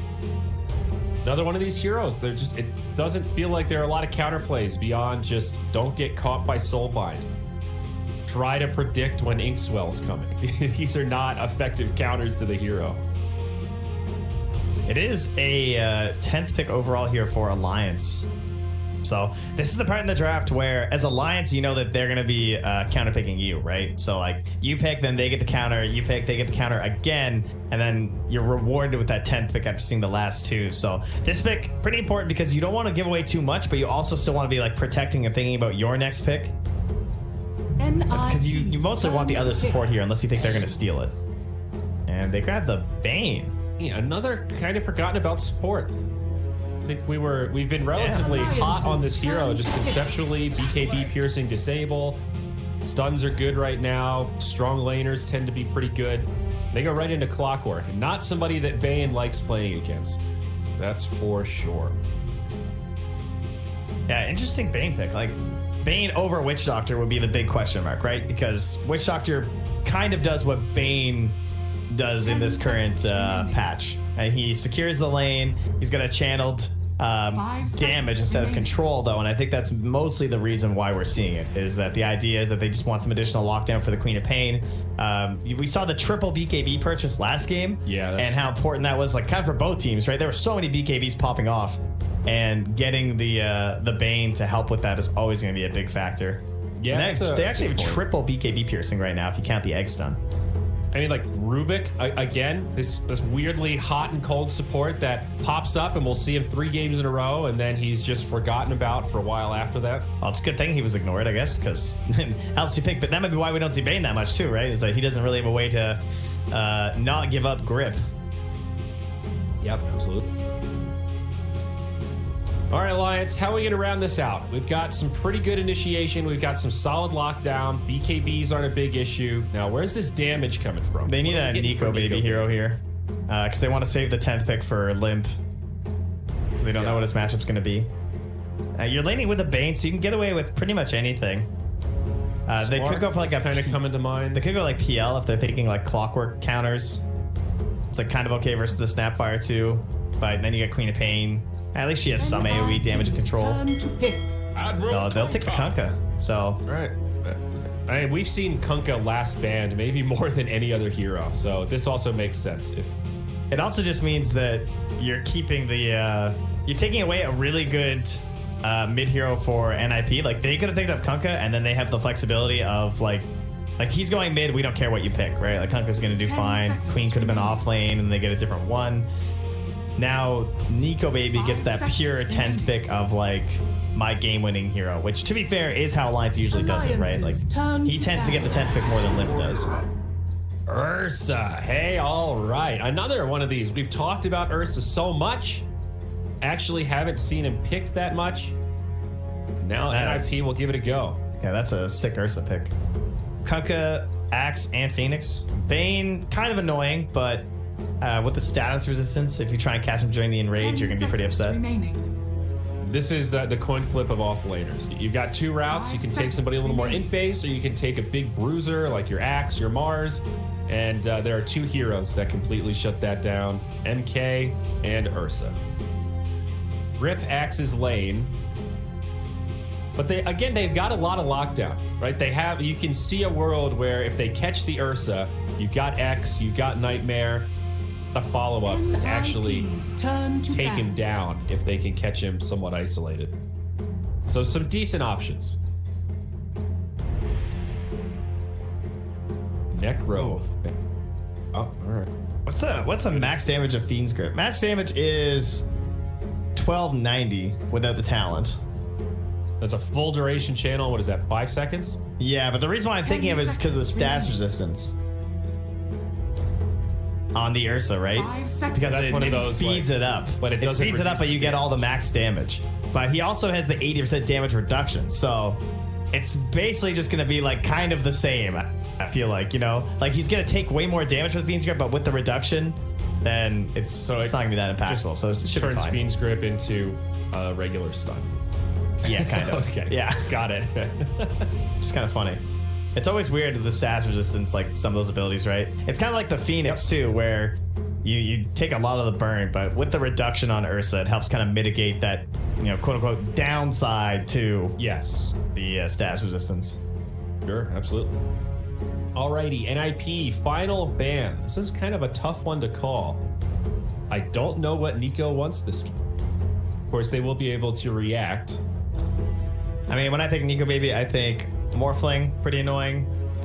Faces Void and Slark, he likes, but with the Ursa, maybe not. Ursa kind of stomps Slark. Is that not a good matchup? It completely depends on your own team's control, right?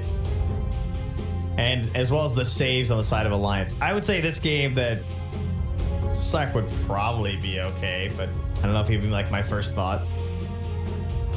Slark Morphling were the first two that came to mind for me. Yeah, Morphling stands out, but I'd like to see the last hero first. So what do we ban, though? Maybe just a comfort pick. For whatever reason, you really don't want to play against that Weaver again. That might be something Alliance are considering. That would be fine. Weaver's pretty annoying versus Ursa, right? It's kind of the same as the Slark in terms of like the control. NiP's alliances. And they take out the... Oh, yeah, the one we mentioned before with the clock. I kind of forgot we even talked about that. Oh, there you go. Okay. Also a very good counter Dark Warden. So that's the double value there. Arc Warden. Well, the most mysterious hero in Dota 2. He is the alien that was dropped off in the Dota 2 universe, and don't know much about Arc Warden, but they did not have a lot of time here. I think they're just gonna Weaver or Razor, maybe. What is the go-to against Arc Warden? Is there a counter pick? Okay, just PL. Yeah, that's. I mean, that's one that just immediately jumps up. They take the 4. Okay. So they stay within the comfort zone. I think that's smart. Hard draft to read, but it looks like a damn good Arc Warden game.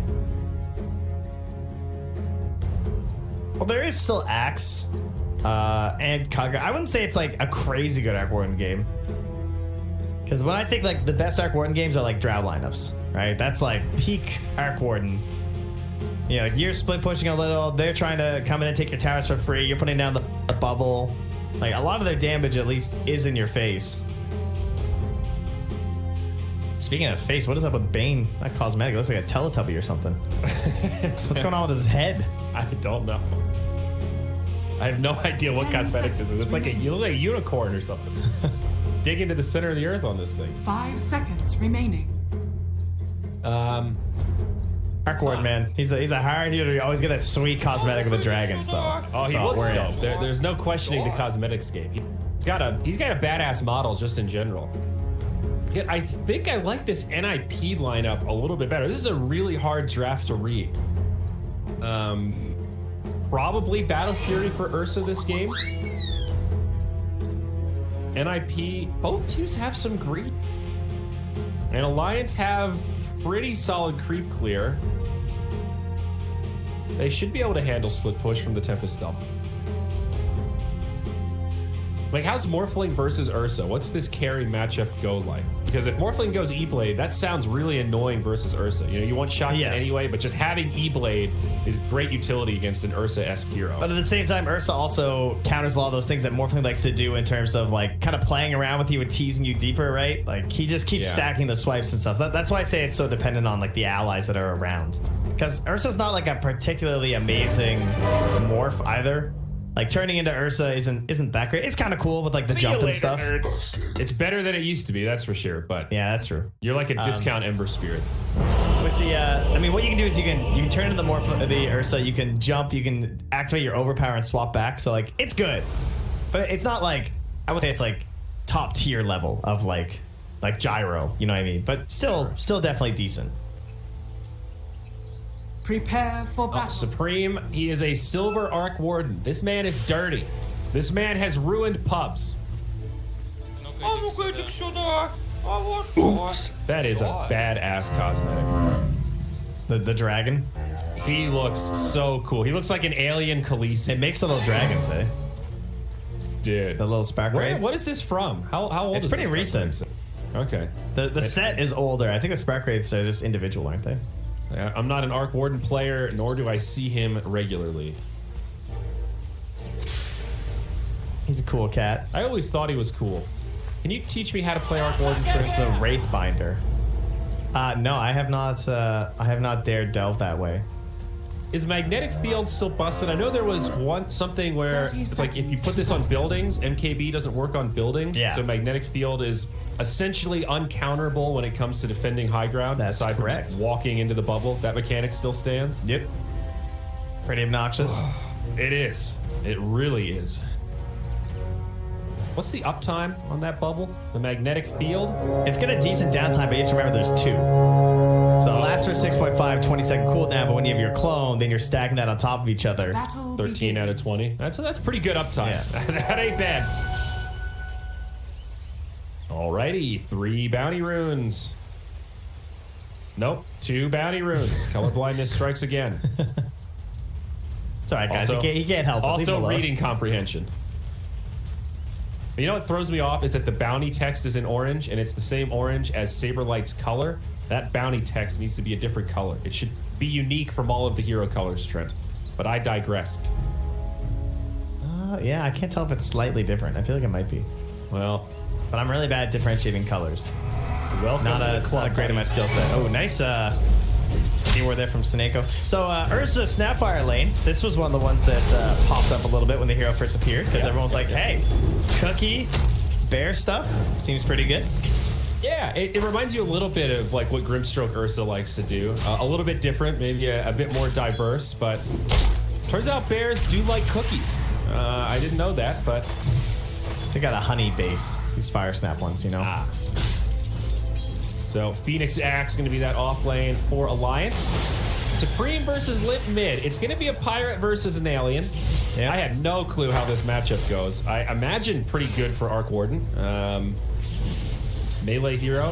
He does need to ramp up a little bit. First couple levels will be good for the Kunkka. Aquaman kind of reminds me of TA, where it's like, I mean, I guess TA, everyone kind of knows how they're supposed to play with like the damage spells and stuff, but even occasionally you still get like majorly outplayed in ways you shouldn't. And I feel like Art Warden can do a lot of the same stuff with the Wraith, where you can just place in these spots that just get like so aggravating and annoying that you eventually like tilt yourself out of it as they take down the low armor Phoenix. Just one ring of protection this game just gets worked by the Ursa. Yeah, it's not a fun matchup. And haven't even looked at this top lane yet, but Saberlight completely repelled, forced to salve from the pressure of the Bane, which means Nico has a pretty safe lane to get things started. Step lively now. But Supreme probably just gonna do triple Wraith into Necro. Seems to be the way to go these days. What's the mechanic with Arc Warden and Rapier these days? Shall we begin? I think the clone just doesn't get it, right? Oh, wow, that's a big nerf. I know it used to be busted. The clone just got all the damage with none of the risk of dropping the Yeah, Rapier. that was the main problem. That was dumb, but the clone just straight up gets nothing. Wow, S4 down bottom. Cookie gonna stun him up. Charlie, attack speed slow, but they might still be able to find this. Hunskin doing a great job slowing them down. But Charlie jumps forward. Meanwhile, FNG does go down to the top lane. Hunskin still being chased. Scatter Blast to slow him down. And Charlie has one more pounce. Earth Shock to find the kill. Yeah, he doesn't get gem or rapier. He won't get any item that drops on death now. That was the change. Kind of makes sense. You know, that's sort of part of the Wait, I'm sorry, item, say you that know? again. He doesn't get any item that drops on death. So he doesn't get Oh, gem so he or just- rapier. Just can't. Yeah. All right. Well, I'm okay with that. Yeah, I think it went a little bit too good, but Arc Warden was stupid for a while. S4 down bottom is trying to grab this creep wave. Seneko racking up some denies here. the power of the axe. Like he gets the root. That was a pretty sweet rage creep deny there. Yeah, I'm surprised he didn't get more of them, I guess. I guess he didn't get the aggro, but this is one of the benefits of Axe. Even if you pick him early, you can always just dodge the lane. They're going in on Snako again, forcing that dive. 4 wanted that courier, but couldn't get there in time. Oh, The courier comes back. Charlie, is it a great bait? S4 in deep. Now Charlie might be able to finish him off. No, the creeps path block him. Oh, that was sick. Oh, and he could. He's looking at this little shredder. He's like, oh, I just hit level 3. But yeah, does not risk it. Just wants the second point to scatter blast first. Little shredder. That's a great spell there. Yeah, that spell has been nerfed to a whole lot of nothing. Well, I mean, another one that I remember the debut of Snapfire.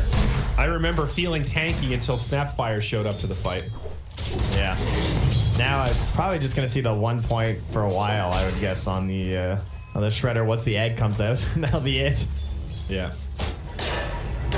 It is nice though that they're able to pick the Snapfire in a synergistic lane combo and also as a counter pick to the feet. some of our mid Limp having a fine old time. Has to spend a little bit in terms of his regen and whatnot, but now he's up to the bottle and the bracers, so he's so tanky. Like, and he also did get the rune too, so that's obviously going to help a lot in terms of this matchup. So tanky, and he hits so damn hard. 1 bracer, 79 plus 2 right now. Of course, Quelling Blade on top of that. FNG only level 2 on the Bane up top, but Nico Baby having a pretty good lane ahead of the Ursa right now.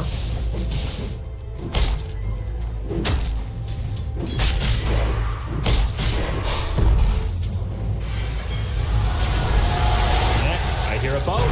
They're in on the Arc Warden. Limp winning this lane has an XP advantage, but there are rotations. A little cookie for Oh, that was nice. That's a pretty nice combo with the Clockwork. Does not have power cogs right now. Hanskin also here. Arc did not stick around for any potential plays. Torrent hits Seneko. Oh, the uphill miss. Gonna have to burn an Icarus dive. Does knock off the salve. I don't know if it'll be enough for the kill, though. Now Hanskin and Limp about to be punished. NiP find 1. And I think it's going to be 2. Hanskin brought down by the Clockwork. I wonder if they thought Supreme went all the way back to base or something there. It's, same time up top. Saberlight falls. They got the 2 points brain sap. Gave him the suck. Gave him the adaptive.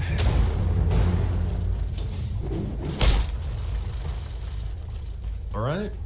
Well, despite losing the Kunkka, that kill on the Quap is enough to maintain Alliance's very small gold lead. S4 still on the run down here. It's like every time I see him, he's just running away from creeps. P? That might not even push out. They're going to catch it in time. Oh, no. Ursa didn't go for it. Go Baby, the leading farmer, says the dream start for a Morphling, pretty much.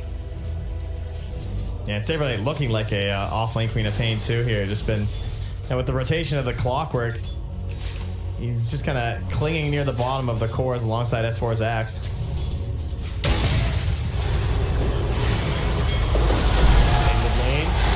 The level 7 Supreme boat from Limp comes out. This is one of the more obnoxious parts of the Arc Warden. Doesn't continue spamming the Spark Race. I guess a little bit low on mana. Even a victory just to force like a defensive boat out of Limp. They're lively now. Your Admiral is on board. Up top, they know Era's here. They had the Observer Ward that he ran through coming up and in.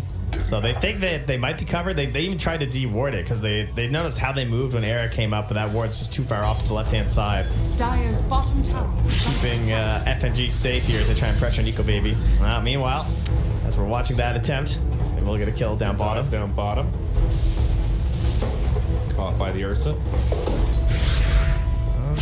He's going to run right into Era. Starts morphing immediately. FNG took a dagger. You can see, though, how Era knows. Like, yeah, he's at 100 HP. It does not matter. I am not going to kill this guy, right? I think Era has played a fair amount of Morphling games himself, so he knows that trap well. He's got a set, you know. Yeah. Remember, Era used to play core for 8 years. Era Tiny. The good stuff. Oh, can't get the hop down bottom to cancel the TP. Even in the Han days. Well, what do you think about that?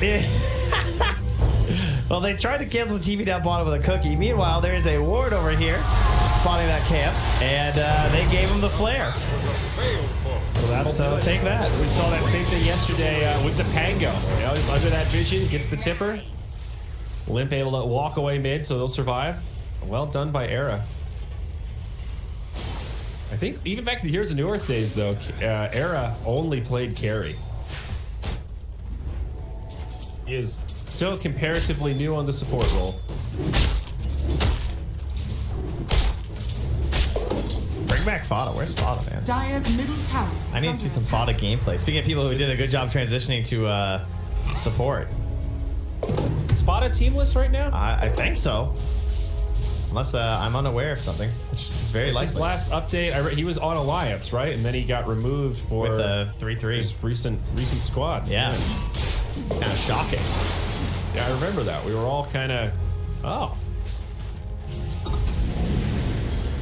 So far, so good, though, because they're winning this series, so. Sure are. Life moves on for Alliance. The wins continue.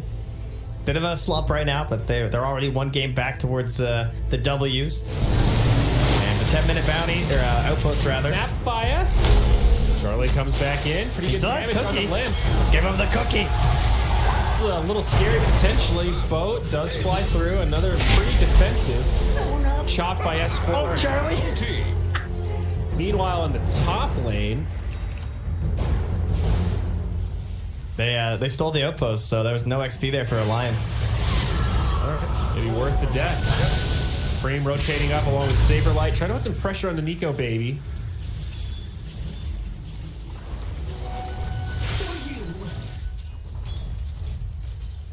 Man, Screamers. 8-2. Small lead for Alliance. Down bottom, S4 initiated on again. Now level 7. It's off the taunt, but Charlie is here.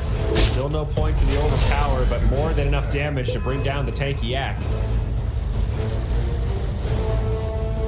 Pretty chaotic lanes right now. Looks like there's damage being traded everywhere. Fiend script now up top. They want this Queen of Pain. FNG from Fog.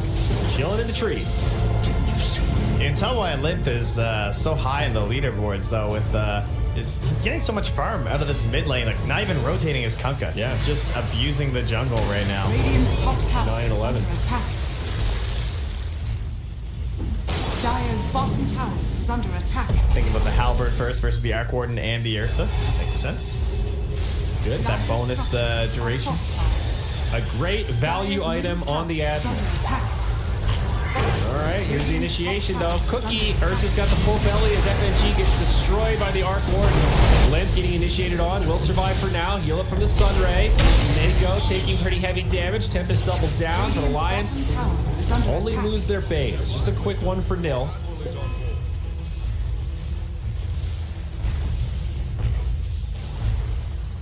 Moment where Arc Warden is peeking a little bit. Saw how fast that Bane died. Yeah, not surprising they want to hold this mid tower, but I don't know if they can. Losing this versus Arc Warden seems pretty awful, though. Yo, baby, surviving for now. Pretty slow siege on this tower, but they've still got the siege creep, so that'll help them out. Hey, FNG hits the deny, though. Very nice. Making the best out of a bad situation, that's for sure. Invisibility. S4 just farming that whole time. Actually almost gets the tower down bottom. Pretty darn close to a trade. Now some progress towards his blink, but he needs to get out of dodge. Era's a coming. Not yet level 6 though. No hook shot. Yeah, Nico Baby though now just gonna kind of play the mid lane and maybe go back and forth with the farming. Dire's top tower is under Bit rough attack. losing that mid tower just because like the way the clone is gonna be moving around from here and up in, like might be seeing a lot of smokes into this area too if they try and hold it at all. Ursa not going Battle Fury. He actually stopped off for drums. Now straight into Basher for these early value items. I think with an Arc Warden that kind of makes sense, right? Like you know he's gonna be doing the big carrying. And Supreme actually might skip over his Necro. Usually I've seen him go for the Necro 1, then into the Mjolnir and everything, but maybe just feels like he's kind of into the jungle right now anyway and doing fine. Already working on that Mjolnir even. Maybe also Necro into Axe Kunkka doesn't feel quite as important. Potentially, though, we've seen the Necro be such a key tool just for farming. Yeah, you know, yeah, it's definitely a primary farming item. There's no doubt. Radiant's middle tower is under attack. I don't know. I'm a little surprised as well. S4 repelled, Saberlight. Slowing down a little bit. Both teams focusing on farm. 10-3, but it's Alliance that have been farming better. Radiant's bottom tower is under attack. Kunkka is actually pretty far ahead of the Arc Warden, about 1k net worth right now. Yeah, There's no slowing down Limp. He's not risking it by going for kills and like putting his net worth on pickoffs like a lot of Kunkka players end up doing, which makes sense because usually that's kind of like the role of the hero, but it seems that NiP are so laid back with this lineup, like they don't really have the ability to go much further than tier 1 towers right now. Like it's not the best lineup for smoking. They definitely could, I think, with like the Queen of Pain and the Clockwork and the Snapfire, but they just got the level 6s, so we'll probably see them get a little bit more active now. As I say that, they're gonna send Limp too. On the hunt we go. NiP with a couple heroes grouped up in the top lane. They are ready to intercept. No Queen of Pain and no Axe for Gervish. As that combo starts off onto Charlie. FNG finds a nice nightmare as Era was looking for the initiation. That is a 6 clockwork now. Shot. Womp. FNG styling. Gets the tower denied. Sidesteps the hook shot. DP.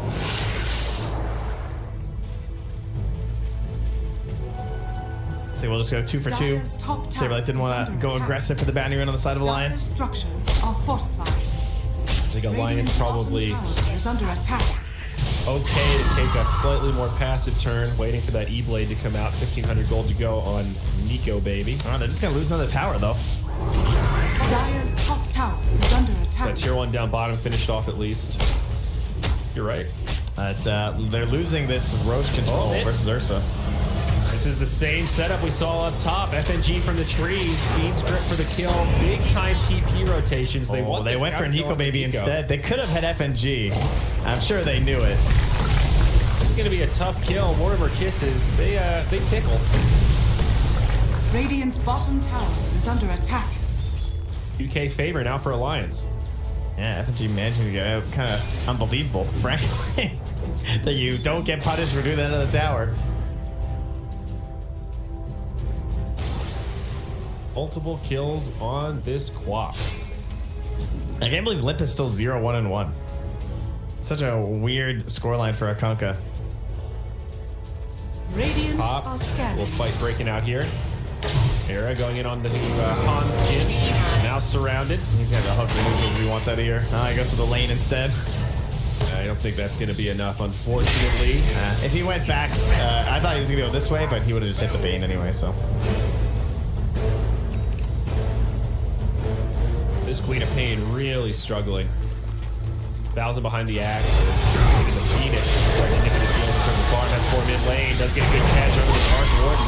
Both follows through and they get Supreme. It's a great jump. Saberlight also X'd up. He's going to be in trouble here. Lane not available. Onskin does end up going down. That Tempest double is still alive. They killed the real Supreme, and now Saberlight gets finished off by FNG. S4 left behind. No Snapfire cookie though. Catch Limp. Caught by the scatter blast and yeah, walks away. And that was, I think, pretty much 4v5, right? This Morphling's just up top farming.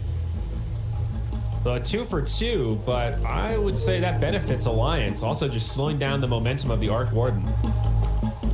Not a hero you want to die with. This.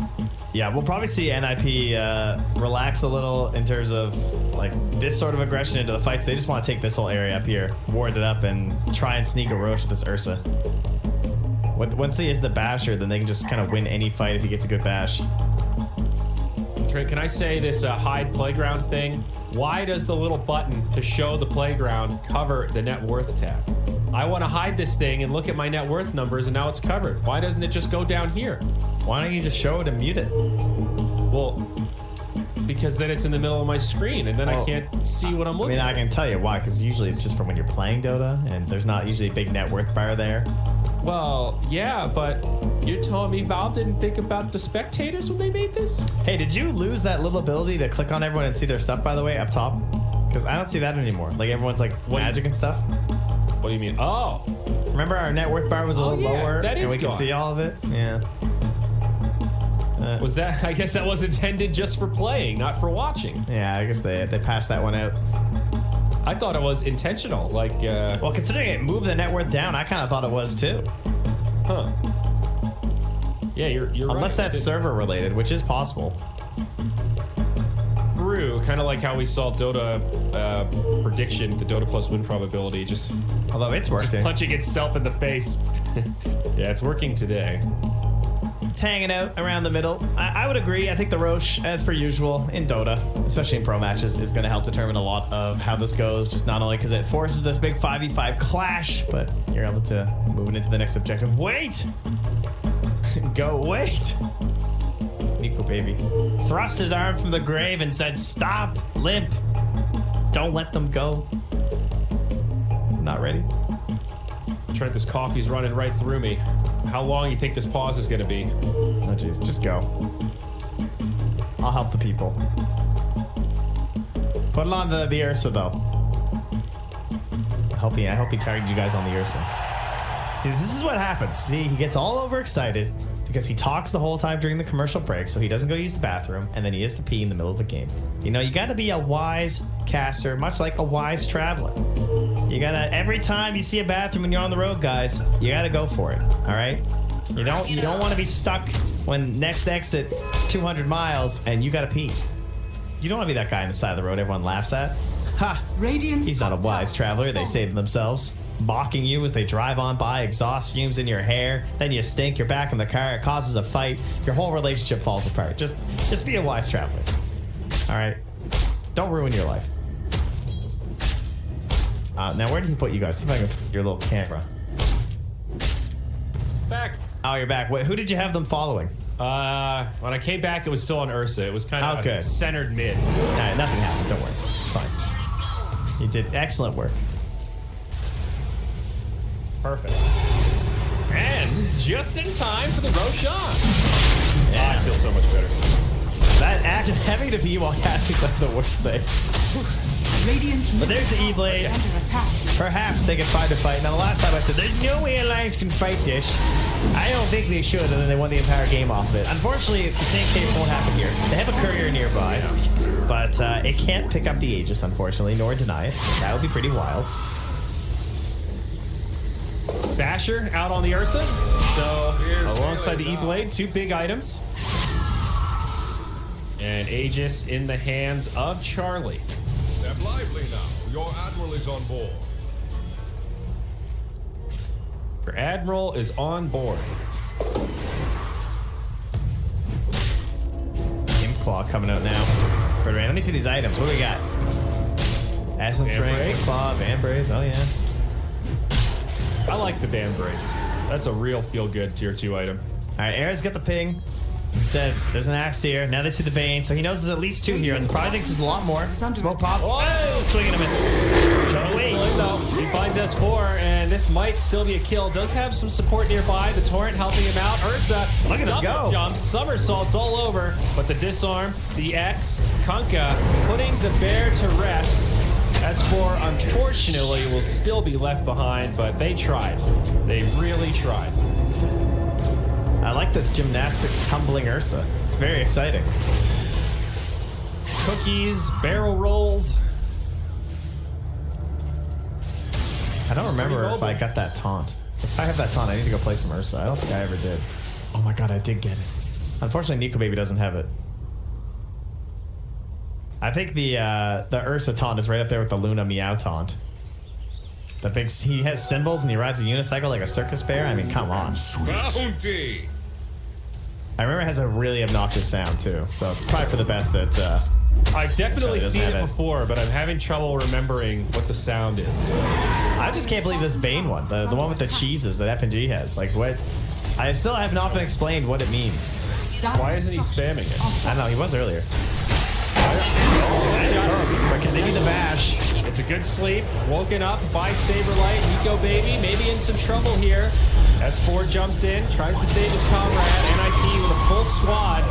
A nice Sonic Wave gets S4. It's also going to find FNG. NiP get 2 for their troubles. And Alliance, their response seems to be split push. Lift is up top, and mid lane was Hanskin. Top tower is under attack. Yeah, nice morph there from Nico Baby to get out, transform into the Queen, and just back it off. Dire structures are That's it. Yeah, just shoving out mid and top. I guess probably the best thing you can do, right, in terms of dealing with the Aegis right now. They can take a fight with their halberd on the Kunkka, but they don't want to do it into the Aegis because it's just going to be such a low percentage opportunity. Indeed. Evaporating for Alliance, now down to only 1,000 favor. And I got the net on Hanskin. That's one of the better items on Phoenix, I feel. You just like go in, you net, and you egg. Yep. Handful of heroes that don't feel that punishment from the clumsy net the same way others do.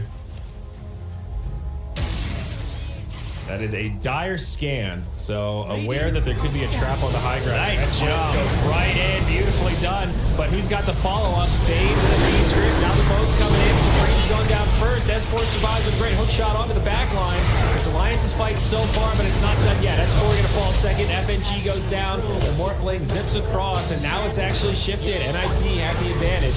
Looking for more cleanup kills. A cookie forward. Liv still pretty healthy. Charlie could be in trouble. Has the Aegis though. Don't forget Snako caught by E-Blade too. the waveform combo. And Shally here. And this time's out, right? Oh, come on! You gotta be kidding me. That was perfect. Charlie is just gonna die. He's got no option. Saberlight standing there like, bud, I don't think I can save you here. He pops the ultimate, but there's another X, and the bear will get turned into a rock. Come on, that was too good. That was like frame perfect, dude. I thought it was gonna be miss. so happy. Your admiral is on board. That was unbelievable. Especially because he even used it to burn the last HP while he was ghosted. Right. The E-Blade.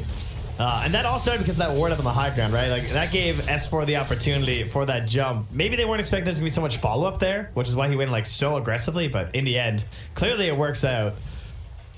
It looked a little back and forth for a moment there, as there was a really good counter initiation from the Snapfire. She got a stun on, like, 2 or 3 heroes. It was a good hook shot in the back line, but, again, FNG with the Fiend script, man. He is sneaky with this Bane. I gotta check when that happened. That was too good. That didn't even look like a .1. That actually just looked instant.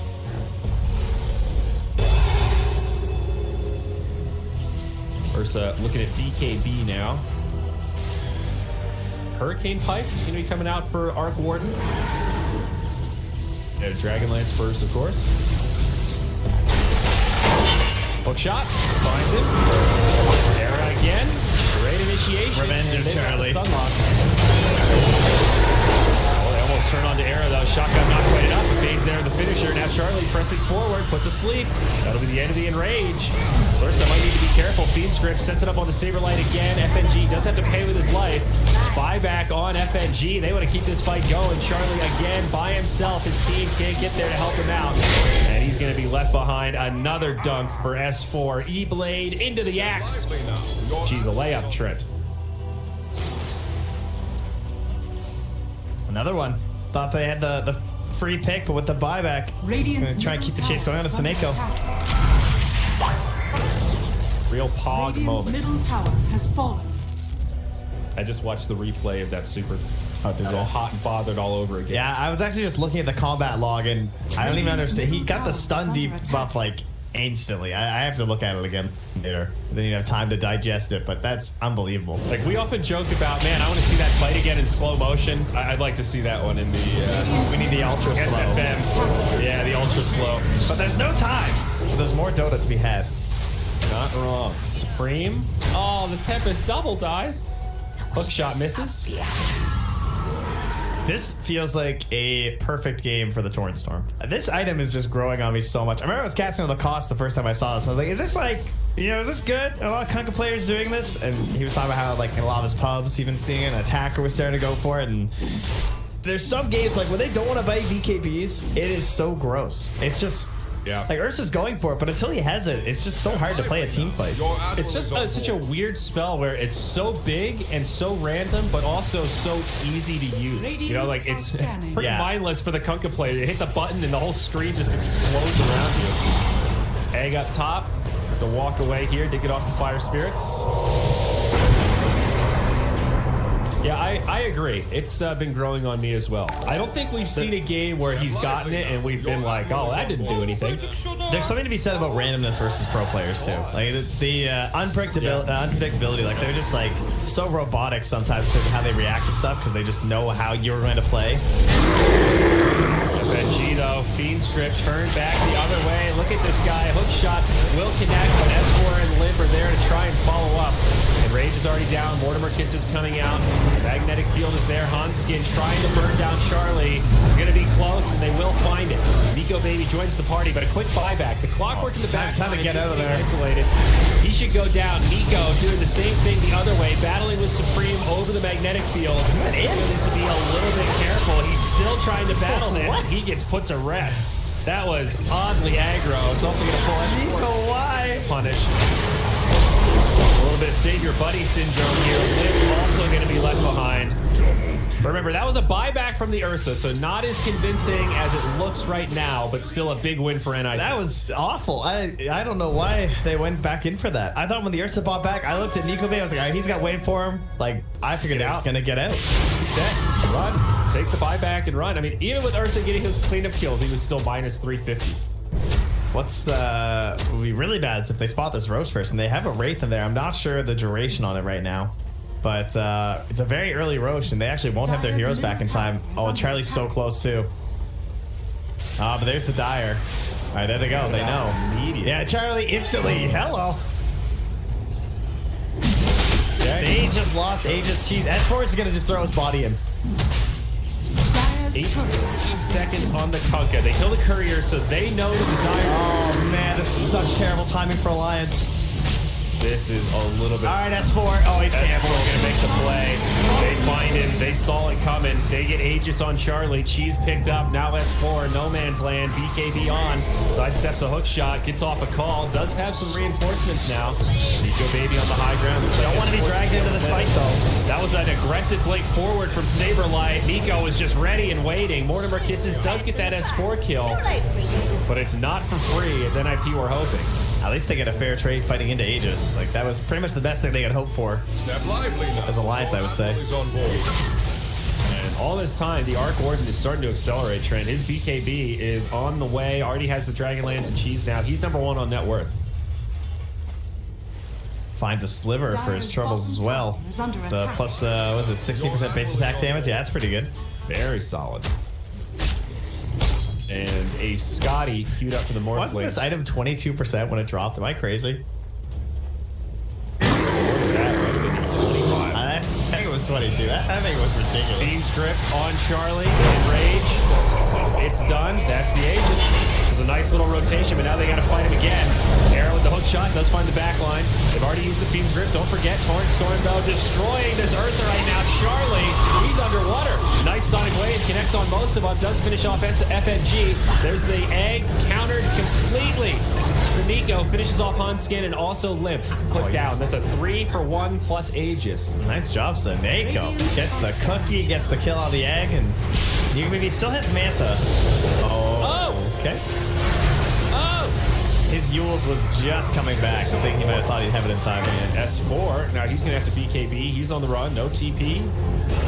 S4 might be dead here. Rocket Flare. Clumsy net. Hook shot. Yeah, there you go. Yeah, with the cosmetic on the Queen of Pain, it almost looked like a Lotus Orb type thing. She threw the dagger and then the E-Blade came right back. It looked weird for a moment there. I like the Scotty on Nico Baby. Yeah, buff, skip the slow. Not like playing against slows. Charlie needs his BKB. He bought back, what slowed him down. Now he's dying again, but that Torrent Storm just destroyed him. Yeah, it really did. And we hit the tier 3s. More of them started to come out. Telescope and Quiver. Now found out by Nico Baby here. Telescope for a Bane. Be good. Time to get rid of that Keen Optic. Step lively now. Your admiral is on Chat's board. being very mean to Saberlight this game. Who was chat? Twitch chat, yes. Oh, that doesn't sound like Twitch chat. He's been having a rough one. I think I was watching that aggressive blink up top and then seeing him get insta-gibbed as soon as he blinks in. Those are the moments you go Twice in a row. yeah, that hurts a little bit. Come on, dog. I mean, it's okay. Someone else has the front line. It can't all be the 4 other heroes. It's going to happen. They have a lot of catch on Alliance. So honestly, that kind of stuff is going to happen. It's going to make him look worse than he is. And I think FNG has had Saberlight's number this entire game. I'm sure he would agree that he made a couple boo-boos though. A blunder, if you will. But you know, just like my son says when I put a Band-Aid on, he says, bye-bye, boo-boo. Saberlight, you can turn it around too. Boo-boo gone. Bye-bye, boo-boo. He says bye-bye to everything. That's pretty good. As we leave the house, it's bye-bye to every single toy. You know what? He won't say the word hi. He just doesn't say hello to people. He doesn't really recognize it as a concept. He'll do anything else. A natural introvert. Yeah, he's just like, and after my own heart. just bye. Just get him the hell out of my well. house. See you later. Don't come back. My castle. Yeah, he loves Bai. Bai's great. That's fantastic. S4. He's kind of scouting out this mid lane. Smell some bear. Huh? Oh, yeah. It's hunting time. Now, is there going to be some follow-up? Is it the team? Anyone else? Okay. All right, guys, I tested the waters. They are indeed in the mid lane. I can confirm the TPs are complete. Let's get the hell out of here. Confirmed. Ursa's ult is on cooldown for another 20 seconds. Let's get a BKB. S4 is fearless. He is feared. He was going to go for that blade mail, but decided he wanted the magic immunity first, and still thinking about the return.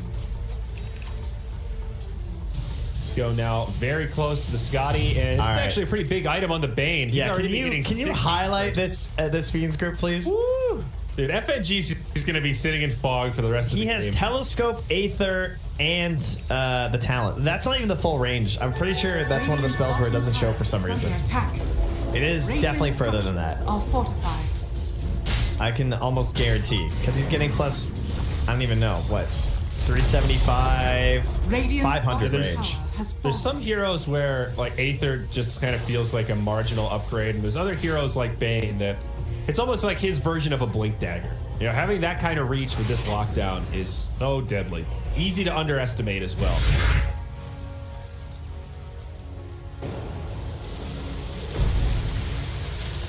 Things quieting down a little bit. Gold graph is very even. Alliance had this pretty solid lead that has now expired, and we're back to a 50-50. Dota Plus has actually given it back to NiP 55-45. Very tight game as Saberlight gets close to those. Artie and Greek. Man, did they ever get saved by that Roche timing, though? I think this game was going to be so much worse for them if they had their heroes back on the side of Alliance when that came up. I know, we were talking earlier about Penance. Look at that, 193 for Alliance. Got even more going on now. It keeps going up. 195. Shout out to you, Dota TV listeners. Battle over the double damage room. Charlie gonna pick it up. Fiends grip onto the clockwork. Nico Baby finds that first kill, but Charlie is going in deep. He wants to bring the hurt. A nice defensive nightmare on the back. That's going to be a Phoenix Egg. They'll catch Saberlight again. The burst damage is there, and they've got two. The double damage isn't enough. The Tempest double gets left behind. They'll be able to finish that off, get a little bounty for it. Oh, they got him. Well, S4 died. Okay, even better for NiP than expected. Didn't want to pop his good fight, BKB, I guess. They get a free action. He took 1,000 magic damage at the end there. He was just getting procced on the Mjolnir. Step lively now. And he wasn't expecting to take that much. Procs on procs, bud. Yeah, but that was the first fight with the BKB. I'd say that was not a great showing from NiP because they've been waiting for that for a while. They've been camping Charlie mid. He's just sitting there on the wave and holding the high ground Seneko. Yeah, and a DD and still not able to do it. So not a great sign moving forward. They also didn't get the instant bash after the hook shot onto Nico Baby. He got the hook shot right into a Manta dodge right after. So we're gonna need to work on that, Charlie. Hook shot now. Yeah, hit that bash button. Onto F and G. See if you can find the bash here. Jumps in, and there it is. Secures the kill. What a boy. Boy, pat that bear on the back. When are we getting the Alpine Ursa re-release? I feel like that's just a matter of time. Crash the market. It's not. Is that going to be not fair? TI-11? Is that like an Immortal 3 treasure? Never. Their last push. Never this comes prize back. pool. You can get it from that one chest that drops every once in a while, right? That, never say never, Trent. Yeah, I say never. Up top. All right, they're going to find Seneko. Cash in. Trent, Valve are capitalists, okay? Frame going to BKB the Tempest double. Will make no difference. Wowzers. Incredible. Dire's middle tower. Although I guess the way the marketplace works, if Alpine Ursa sets just keep selling, Valve gets a percentage. So exactly, they're winning from the recycling of sets just being moved around. They, it's amazing when you control the entire ecosystem. A little percentage here, a little percentage there. Daddy Gaben doing fine. Still a very exciting game here, though. Both teams continuing to farm well. Morphling is pulling ahead, though. Yeah, next... that is my big concern. I think eventually they're going to have trouble answering Nico Baby. Now he's got the 2 waveform charges as well. He's level 25. He also has the help of BKB on Lin. This has been a long time coming. And he started up really fast with the halberd, and then even the Ags was at a decent timing. But since then, it's been a pretty slow build up to the BKB because a lot of the farm is being stacked on Liquipedia instead. So he really needs this 10-seconder. Dire's bottom tower is under attack. Tier 2 up top goes down uncontested. Tier 4 items now. Okay, what the heck was that luck? I mean, I know it's ancients, but Lamp. damn. Prince's Knife. Oh, now is this still bugged? Knife? Dire's structures Check. are falling. It was one of those ones that didn't work on Airport, and I can't remember if it got patched or not. Tower is under attack. Like it doesn't work on either, or it just doesn't work on the It double? just doesn't work on the Tempest double. Well, that's silly. I think it got patched. Because I remember Buddy made the big old list on Reddit. Shout out to you. That just sounds like a straight bug, not a working as intended but broken on Arc Warden kind of thing. Roche is up, by the way. Refresher Shard up for the taking. Ursa gets put to sleep.